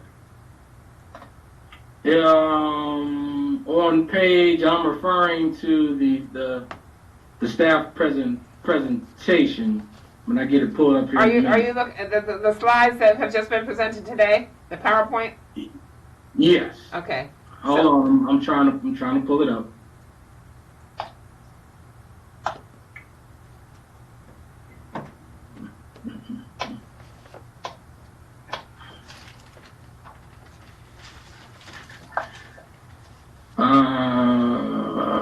This the one? No. Yeah. If you go to slide 8 of the presentation. Is that it, Kenny? Is that slide 8? Yeah. Because we can't see the numbers. Okay, that's slide 8? Yes. Okay, that's slide 8. All right, so in slide 8 of the presentation, right, within the staff report, right, when you look at the traffic study that was included in the backup, all right, now the planning board, you're charged to take administrative review of not just this particular change, right, but also notice of the additional surrounding developments, right? In this particular case, you're actually looking at and analyzing specific points due to traffic.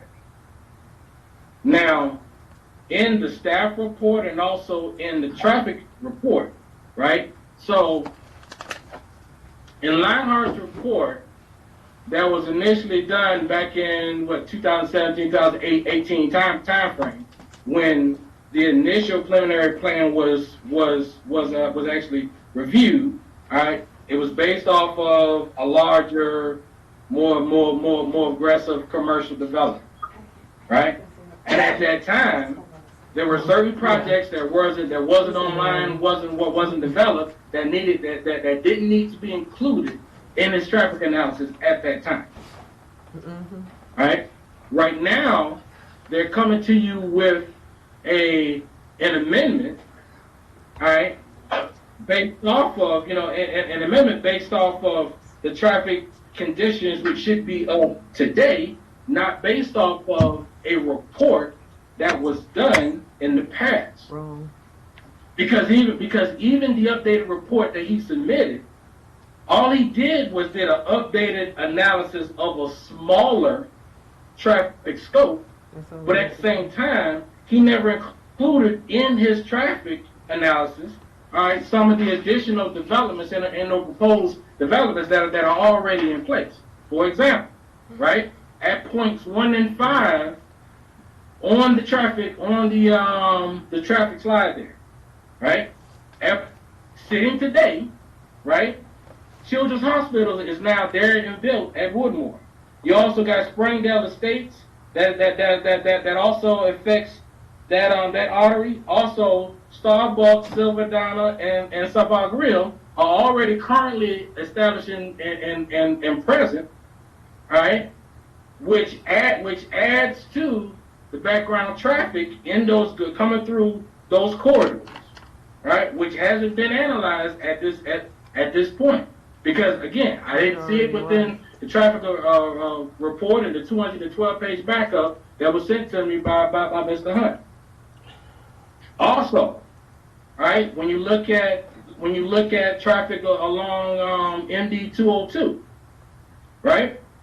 Also, they got proposed redevelopment, right next door to the partial of the Revenue Authority and Petrie, proposing to do Woodmore Commons and even the commercial side of Bulk Hill Residential on the front, all right, that hasn't been considered within the traffic report. Also, right down the road there, across the Beltway, all right, you got the redevelopment of Landover Crossing, right, which again, like it's still affecting that same ND 202 artery.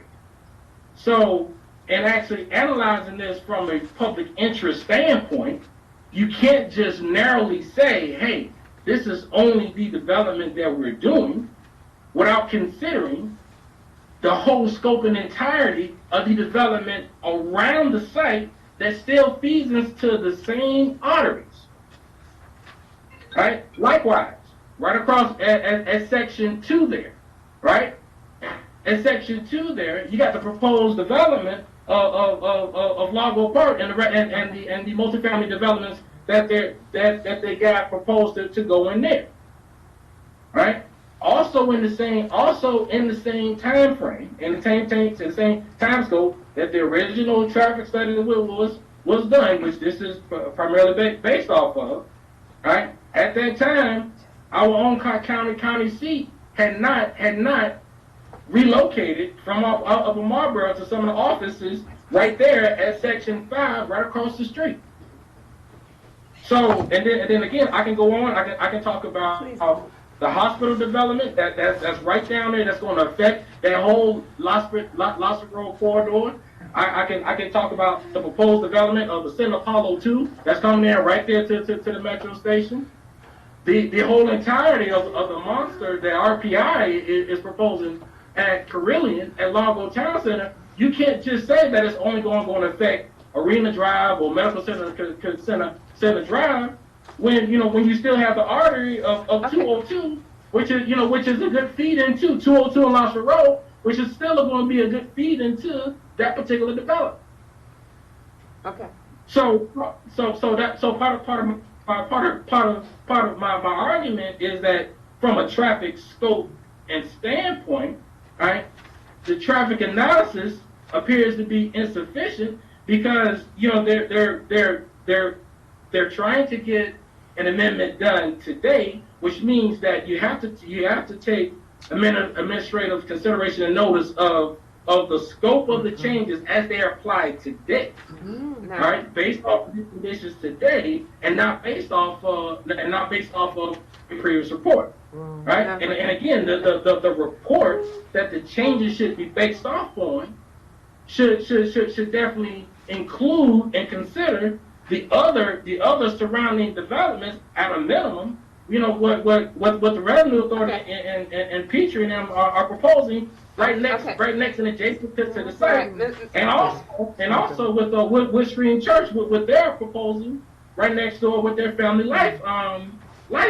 development behind the church. Mr. Benton, I'm gonna have you move on to your next point, because there's a reason when you ask for reconsideration for something that was done back then, you don't factor in the changes that have taken place since then, and that's part of the law for that. Well, the traffic report did. And the original one.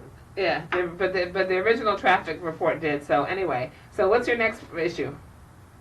Okay, so how does this actually? I guess I'm looking for testimony though. Not okay. So what's your next issue? Well, I am testifying, but I'm testifying and I'm posing as a question. Okay. All right. So how does this?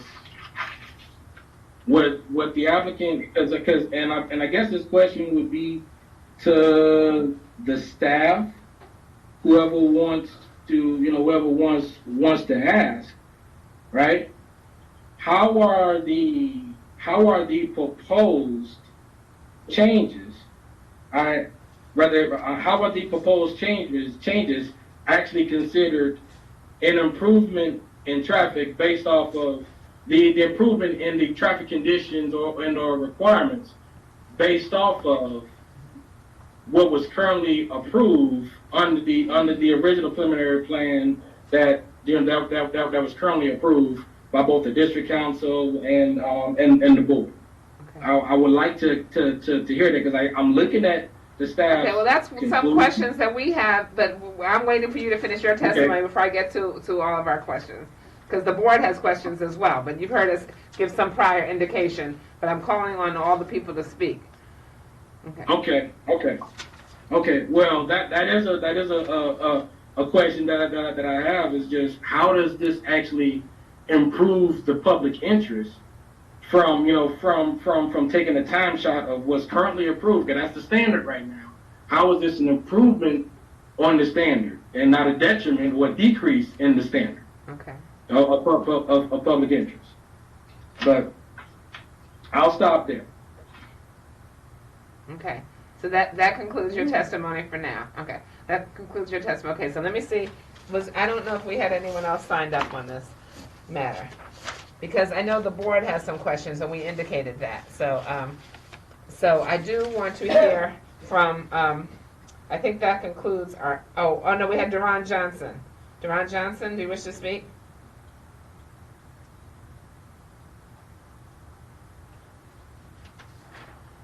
Hi. Madam Chair, I'm Deron Johnson. I'm president of Bulk Hill Village. Okay. I'm homeowner association and speaking on our community's behalf. Thank you. So we stand in solidarity with the Lake Arbor Civic Association and the sentiments of Mr. Dean being in stark opposition of an at-grade access and request that Grand Wave Boulevard be a wrap. Okay. That's your testimony? Yes, ma'am. Okay, thank you. Okay, thank you very much. Now, Ms. Rongelyn Curry, but you're part of the same Bulk Hill Village Homeowners Association, correct, Mr. Johnson? I'm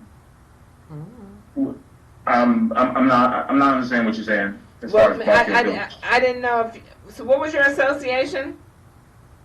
Yeah, I am Bulk Hill Village. Okay, because I kept calling the name Rongelyn Curry, but I didn't get a response. but I am saying that, but you're part of the same association, so you have just given the association's position. That's correct. Okay, thank you. I wasn't aware of anyone else from the HOA being on the call today. Okay, all right, thank you. Because that's why I was stalling for a while to give Rangela Curry a chance to participate. Okay, thank you. Okay, so now I'd like to, first of all, let me see if the board has any questions of anyone thus far before I turn to our transportation experts. Madam Vice Chair? Not at this time. Commissioner Washington? I have no questions, Madam Chair. Thank you. Okay. Mr. Giraldo? No questions. Okay, Mr. Dorner? No, ma'am. Okay, so I would like to hear, I think we all kind of indicated early on, we'd like some explanation of the transportation so that we can follow this, and we can pull up whatever slide is the best. Perhaps it's just the one that's currently showing. But if Mr. Masog, or Mr. Rivera, would you prefer Mr. Masog, or do you want Mr. Lenhart to start? Maybe Mr. Lenhart. I'm happy to talk a little, and then Mr. Masog can provide his feedback as well. Thank you. For the record, Michael Lenhart with Lenhart Traffic Consulting. So the issue about this ramp, or at grade or not at grade, or whether it's constructed as a ramp or not, I think is misrepresented or misunderstood, perhaps. If you look at the exhibit that's before you, intersection 6 along Route 202 is the intersection of I-310 at northbound Route 202, which will be a right-in and right-out access. I-310 is constructed as that dashed line going back, which would tie into Ruby Lockhart Boulevard. Ruby Lockhart Boulevard has been constructed and should be open shortly. I don't know the exact status of it, but it's been constructed. I-310 in the master plan is intended to be a connector road between northbound 202 and Ruby Lockhart Boulevard. So to make that connection, you have to make the connection at the same grade that northbound 202 and Ruby Lockhart Boulevard are at. Now that is what is being provided. We're dedicating 70-foot right-of-way, constructing it's 44 to 46 feet of paving, consistent with a 4-lane road section between northbound 202 and Ruby Lockhart. The long-term. So let me make sure I'm understanding. So you're saying it has to be at the same grade as Route 202 and Ruby Lockhart, and that is why you're proposing the grade that you are. Is that? That's correct. Okay. And I believe that the misunderstanding here, the difficulty with this, if you look at intersection number 1, that is 202 at St. Joseph's, and that is intended in the master plan to be an overpass. St. Joseph's would be constructed as an overpass over Route 202, and at the time that occurs in the future, certain movements would likely be displaced, and in order to account for those displaced movements, I-310 was identified and included in the master plan as a connector road so that people in and out of Woodmore Town Center could use St. Joseph's to Ruby Lockhart Boulevard to I-310 to get to and from northbound 202. It's okay, not so which would be precluded when 1 goes to an overpass, when that intersection 1 at 202 and St. Joseph's. Okay, so I have to do it in terms of Wegmans. You're going into Wegmans. Okay, so you won't be able to turn in and out. You're saying you wouldn't be able to turn in and out from Route 202 up there at St. Joseph's? That's the idea, yes. Okay. And so I-310 would be provided in the event that those movements are displaced. They would occur at I-310. Okay. And so it would be part of a larger interchange connectivity, but it's not a ramp, it's not grade separated, and so all this talk about grade really is not applicable. Okay, so all this talk about grade He's skipping a whole bunch of stuff. and the ramp, okay. Let Stan speak. Okay, okay. All right, so that's one of the things I wanted to know. I'll come back to you. Let me see if Mr. Masock has anything to add to that. Ask him for the history. Well, yeah, the history would be really good too. Okay. Okay. Planning section. Okay, Mr. You can hear Masock? me? Mr. Masock? No, Madam Chair, I put objection to Lionheart's last statement. I just want to make sure that objection is noted to the record. Objection. I was on mute. Okay, the objection is noted. Okay. I don't know. Okay, well, that's fine. It's noted. Okay, go ahead. Mr. Masock, I would like to know. Yes, ma'am. I'd like to know the history because Mr. Dean talked about what the council approved, and what has changed, and the ramp going away. And that I'd like to know, I'd like to have the history. When this configuration was approved, and it was actually approved on the 1990 Largo Loxford Master Plan, the council designated an I road to connect Ruby Lockhart to 202. It was part of this concept of providing a future grade separation at St. Joseph's and 202.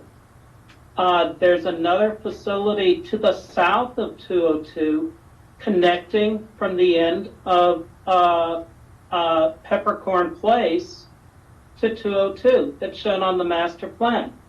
That is I-313. And so both those roads were conceived with the idea that they would provide local access, but also provide this ramp connectivity within the concept of a grade separation at St. Joseph's and McCormick.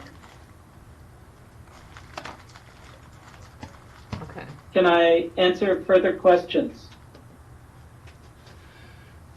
Or clarify? Yes. What happened to what changed? Well, I'd like to know what changed. The only thing that changed, Madam Chair, was that what was shown on PG Atlas was moved to the center of this property.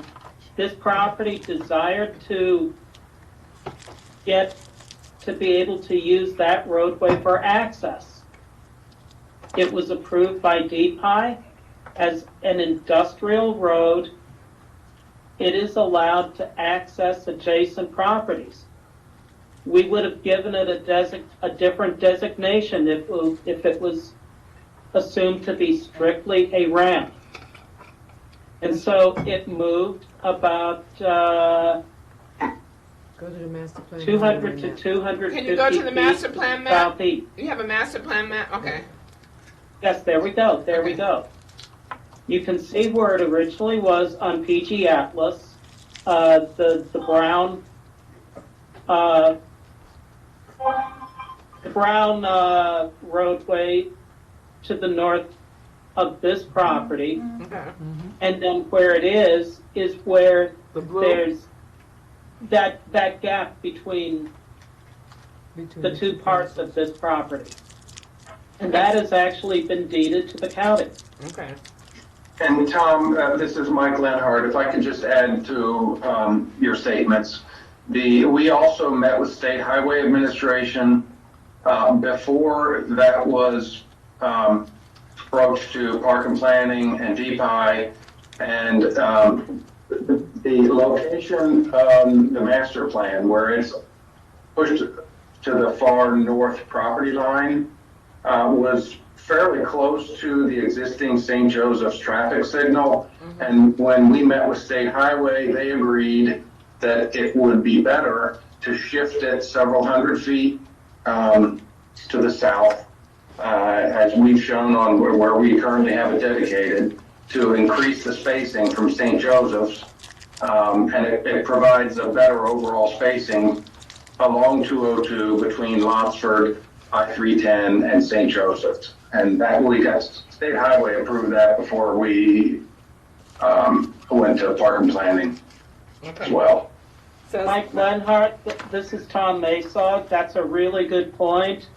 That was one of the reasons that we supported moving that road. And this was discussed at some length during the original hearing for the preliminary plan of subdivision for this site. That's correct. Okay.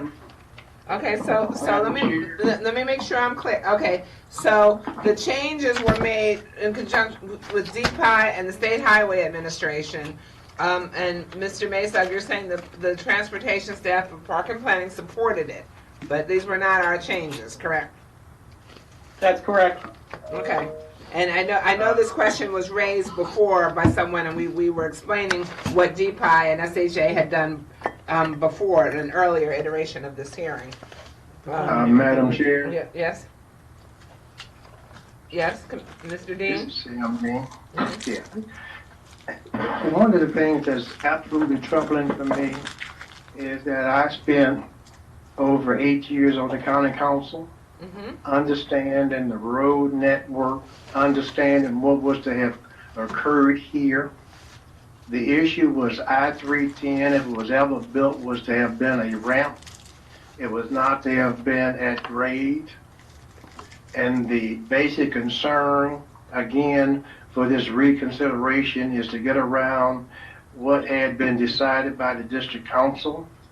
And the last time I was involved, I understood that the district council had the final say so. The district council said this had to be a ramp.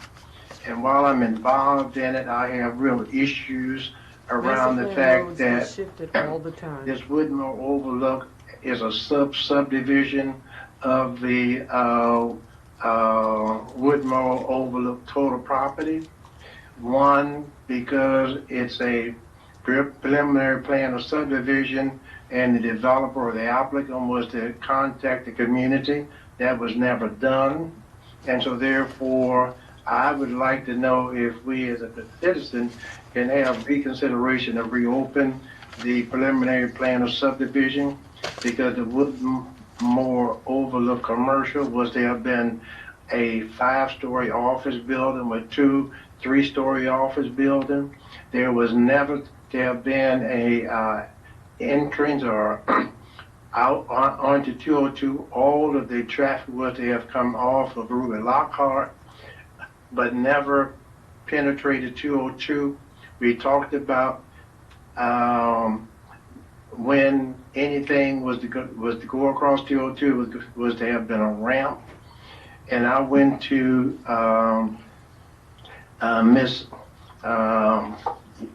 Iceland, let me give her name, and asked why were we not notified when this project was being considered.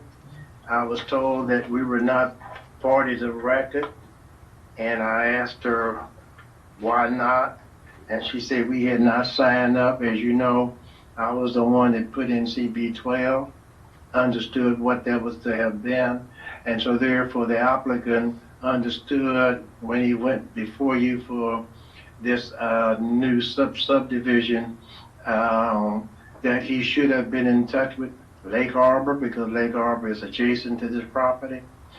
But the issue become, if you all agree to allow him to modify 6 and 8, will he be willing to commit to building the ramp? And the issue, I would hazard the guess, is that he wants to get rid of 6A and 6B so that he can go back to the district council and say that you all had modified the preliminary plan of subdivision, and then we have another fight on whether this should be a ramp. The district council has said in its decision that this had to be a ramp, and I would strongly recommend that you all deny this request. Okay. And if he needs to, he can go back to the district council for reconsideration. He did go to the district council for reconsideration and pulled the request back. Okay, I need to stop you because right now we're not, okay, I need to stop for a second. You've made your point, but we were in the middle of, everybody has spoken now. Everyone who was a party has spoken, and we're in the position where the board is asking some questions. You did raise something that I'm trying to understand, because you're saying ramp, and some people are saying overpass. Are we using those terms interchangeably? Yeah. It's a ramp. So that's not an overpass? Yes. Nope. It was always identified as a ramp. I'm trying to understand. Okay, can we go back? Can we go back? It had to fly over 202. That's the same thing. So my question is. But it was always okay. always defined as a ramp. But it's not the same. It's not something that goes over 202. Yes, it was supposed to go over 202. And then come back down. It's supposed to be like a hill. It's supposed to be a grade on, because 202, and I'm told that 202 and Ruby Lockhart are at the same grade. Hold on a second. I just need to understand. Here, the way that it was initially designed was that it was never located in the position that they placed it. It was always a road running parallel with Ruby Lockhart, and then it was going to break over across 202. Okay. I-310 came into play when the Redskins Stadium was built, and we were trying to find a way to move the traffic off of Lotford Road because we assumed that a lot of people were coming through Lotford Road onto 202. And this I-310 just sat there as a ramp to take the traffic off of the Beltway and 202 to get into the stadium. It was just there. So the applicant saw I-310, the applicant went to DPI, and they moved the road to accommodate Grandway Boulevard. That's right. The original I-310 is a 4-lane highway 70 feet wide. What they're proposing as I-310, as I understand it, Grandway Boulevard, 2 lanes. Right, okay. Which goes counter to what the Department of Transportation had come up with and what the community understood what I-310 was if it was going to have to be built. Okay. So the question becomes, the I-310 or Grandway Boulevard is being requested so that the applicant can build a 254 unit, 155 unit a rental apartment plus a gas station. So what they're proposing to do is this so-called Grandway Boulevard is not a boulevard, it's an in and out. It truncates at Ruby Lockhart, come back out. There's going to be a gas station to your left and the rental apartment to your right. This always was to have been commercial. That's what you all initially approved Whitmore overlook for, residential phase in phase 1 and commercial in phase 2. You all went back and did a subdivision on the commercial and made it MXT, and so now this community is being put in a box. And remember this, that the applicant, the developer, once they put this mess in, they're gone. We in this community will have to live with it. As I said in the background, we've invested over $34 million. So we have a lot of skin in the game. Okay. So my issue is that I would deny the request, let them go back to the district council and see if the district council will allow them to do something different. Okay, thank you, Mr. Dean. Okay, so you have spoken. Let me stop there. Okay, and I need to go. We're at the point where the board is asking questions of people, and so that we can understand. So that's why I asked you the question whether a ramp is considered the same thing as an overpass. So you mentioned some things, and I'm now addressing to the transportation people. you mentioned some things, well, Mr. Dean mentioned some things about the road, the orientation, I-310 the location has changed, period. That's already done, correct? That's correct. Okay, so that's already done. And, Yes. and what Mr. Dean is saying, it should be an overpass. So even though Landover Road is at grade and Ruby Lockhart is at grade, the overpass should go from grade up higher and then back down to the grade of Ruby Lockhart. That's what I'm hearing, because those two are at grade, and the only way you connect them via an overpass or a ramp, although in my mind those two things are different. But anyway, but that may be that may be transportation. Hold on, that may be transportation terminology. I don't speak that language. But what I did hear you say is Landover is at grade and Ruby Lockhart is at grade, and if you are connecting those two by something other than an at grade road, then it's something that whether you call it a ramp, whether you call it an overpass, it's something that goes above and connects and comes back down on the other side. Is that what we're saying? Yeah. Okay. That's not correct. It's a road connection that ties in at grade at 202, ties in at grade at Ruby Lockhart, and connects those 2 points with just an at grade roadway. Yes, that's what you're saying. But what I heard that part, because from what you're saying, Mr. Lenhart, you're saying it's grade at Landover, it's grade at Ruby Lockhart, so it makes sense to continue it at grade from one at grade connection to the other at grade connection. That's what I hear you saying. That's correct. That's correct. And with all due respect, with all respect to Mr. Dean, I don't believe he's characterizing it correctly. The only grade separated location is St. Joseph's going over Route 202. Well, that was my next line of questioning. Because I'm trying to understand why we would have at grade there and to go over and have at grade come back down to Ruby Lockhart and not have at grade in between. When if you're telling me the plan is right there at St. Joseph's to go to have an overpass there to connect to Ruby Lockhart, we'd have Madam, Yes. they moved the road. They moved the road to where the location is. Again, That's the road, done. Yeah, that's ground done. was never there. I got that part, but that and let me just ask one question. I'll be quiet. Who has the final say in this project if they've gone through the district council? Does the district council prevail? Because the district council also have a 6A, a 6B, and a 6D in their decision. Okay, so we'll have. Operating authority for the road. Okay, so that was my question. I think you asked that question once before, Mr. Dean, and I think it's the permitting authorities for the road. I think we were dealing with DPI and the State Highway Administration. I think you asked Mr. Balaj once before who at DPI gave the authority for this. I think you asked that question once before, and I think Mr. Balaj did the best he could to respond to you on that. Madam Chair? Yes? This is Mike Lenhart again. I'd just like to emphasize one thing here that we may be losing sight of. This reconsideration has nothing to do with I-310. We're not proposing to change any of the conditions related to I-310. That's been approved.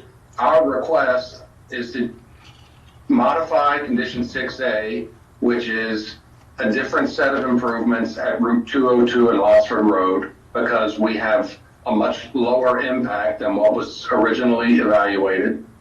We're changing the condition there, and then eliminating condition 6B, which is Lotsford Road at Campus Way. Again, because we have a lower trip cap, that intersection passes without improvements. And then condition 6C is the construction of I-310 between 202 and Ruby Lockhart. We are not proposing any changes to that. I got that, and that would become condition 6B under your scenario.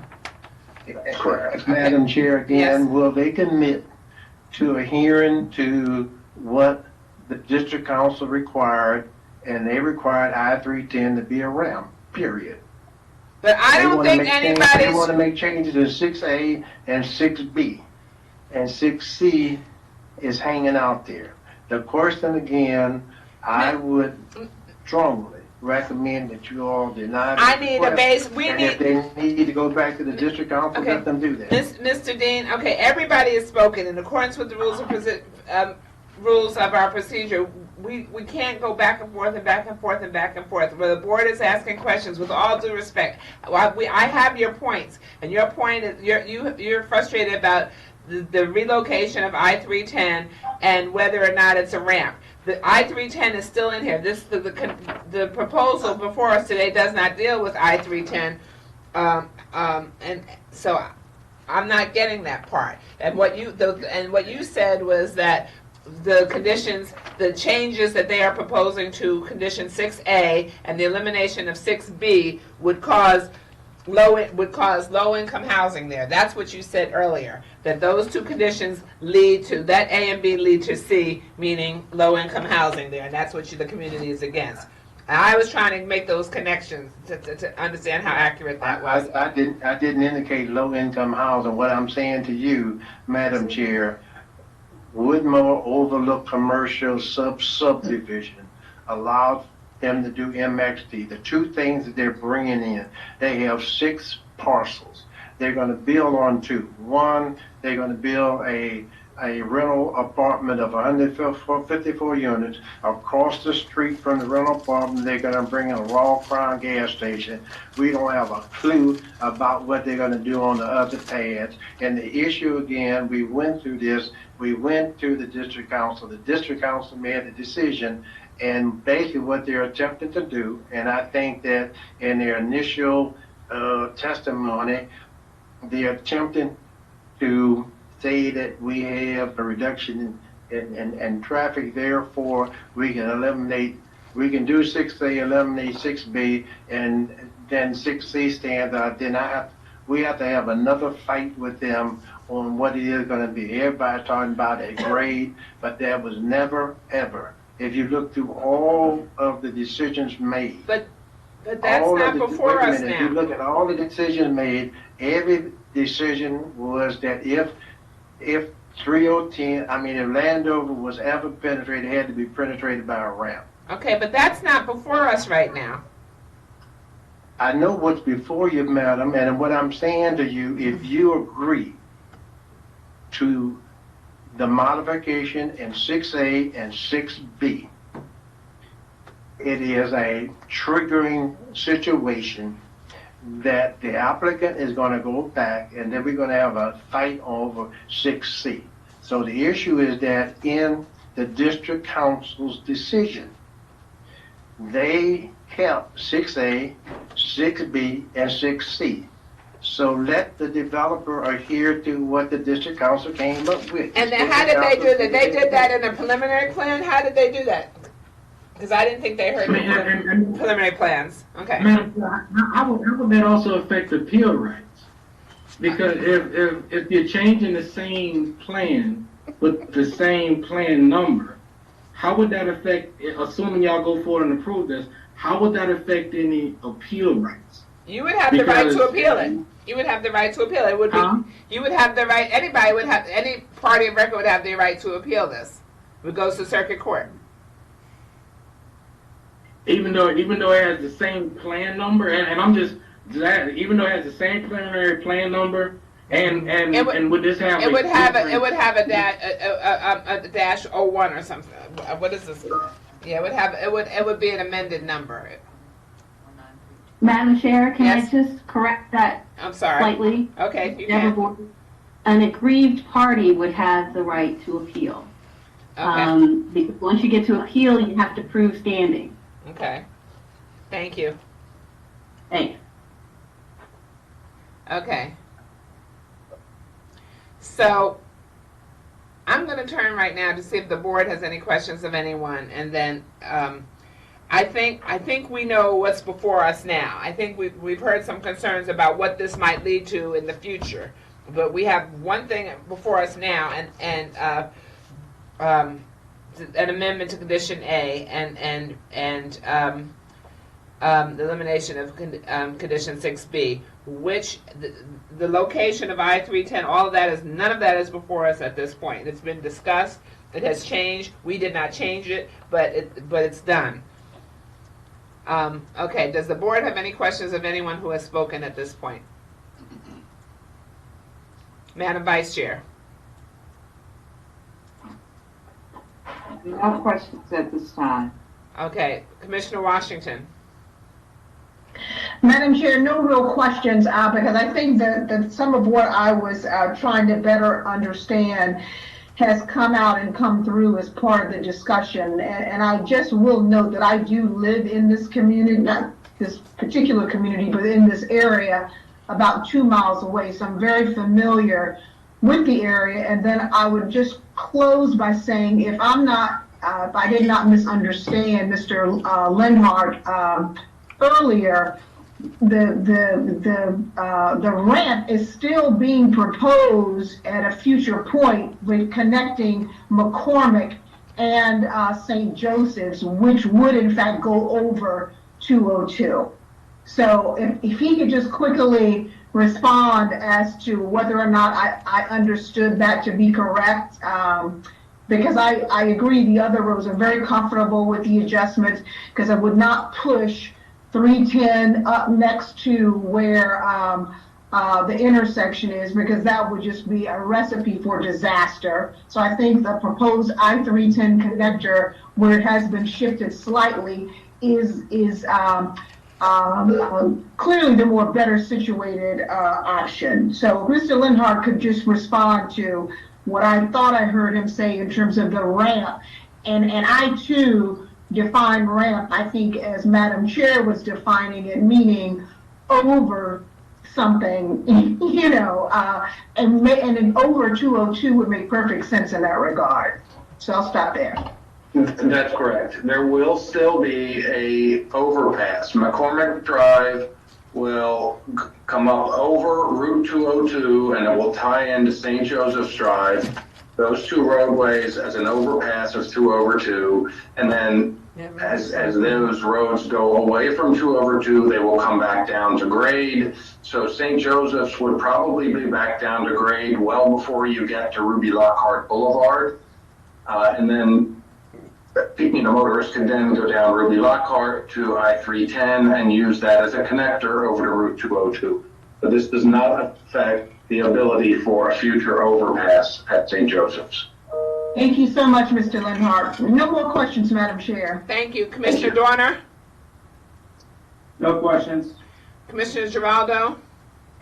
No, Commissioner Washington's clarification and Mr. Lenhart's agreement that in the future that there will be a ramp over 202, which I believe is critical, satisfied my concern.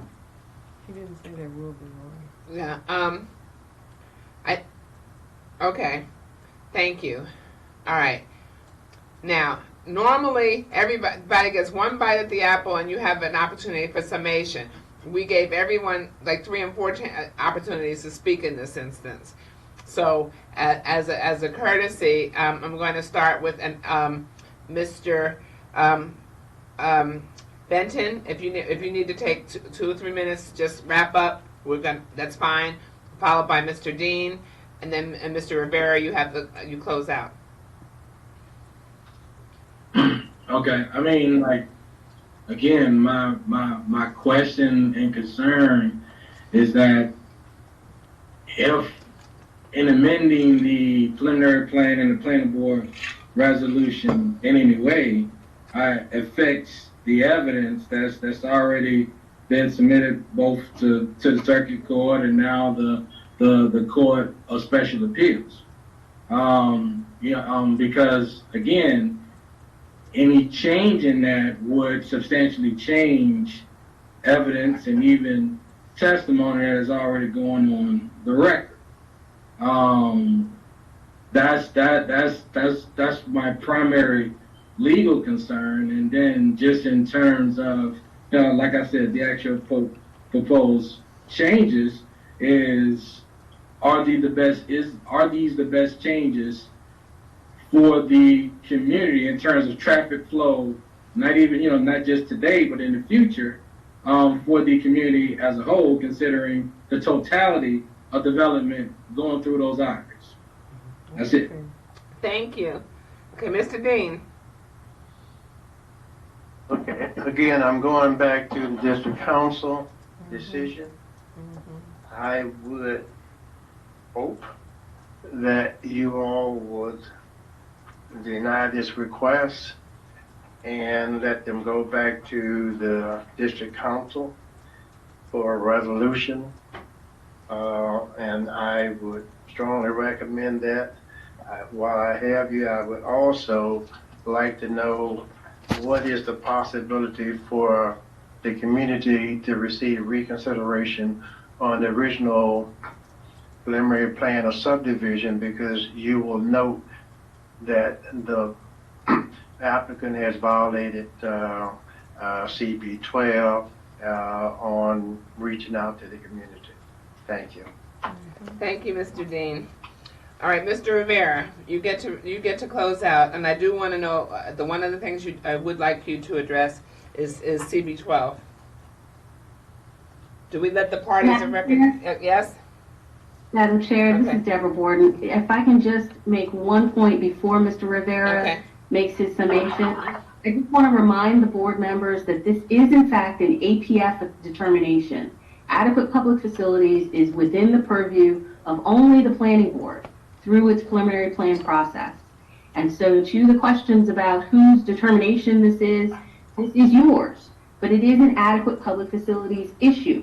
And that means that you have to find those particular findings, those adequate public facilities findings, which your transportation staff has used the updated traffic study in order to analyze. So this really isn't a situation where you're determining necessarily what's best or what's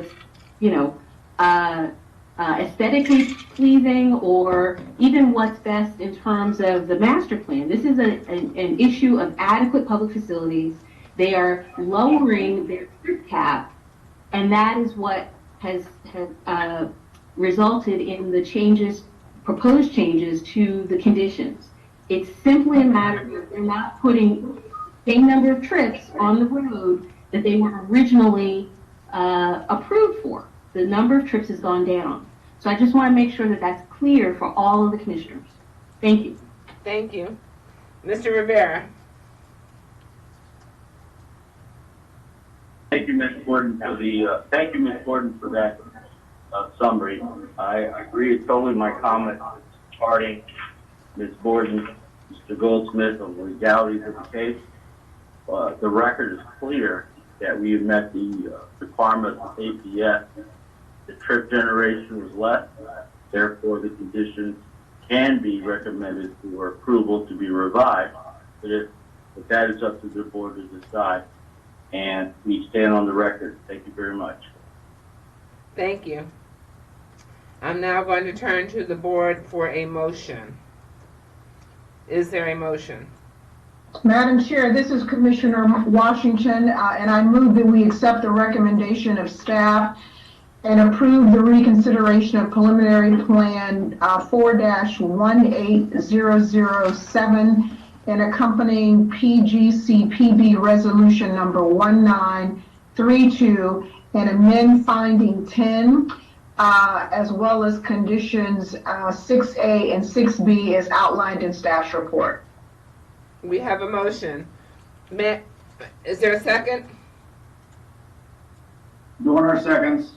I'm going to make sure that the motion maker and the seconder accept that it is a reconsideration, but you approve of the reconsideration, which was limited to 6A and 6B. I mean, it's essentially the same thing, but I want to clear that it's a limited reconsideration. Okay. Absolutely, Madam Chair. Okay. And then all other conditions remain. Okay. Is there discussion? Does any board member have any discussion? Madam Vice Chair, any discussion?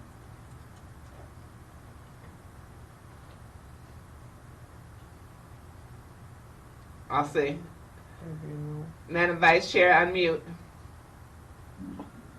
Do you have any discussion at this time?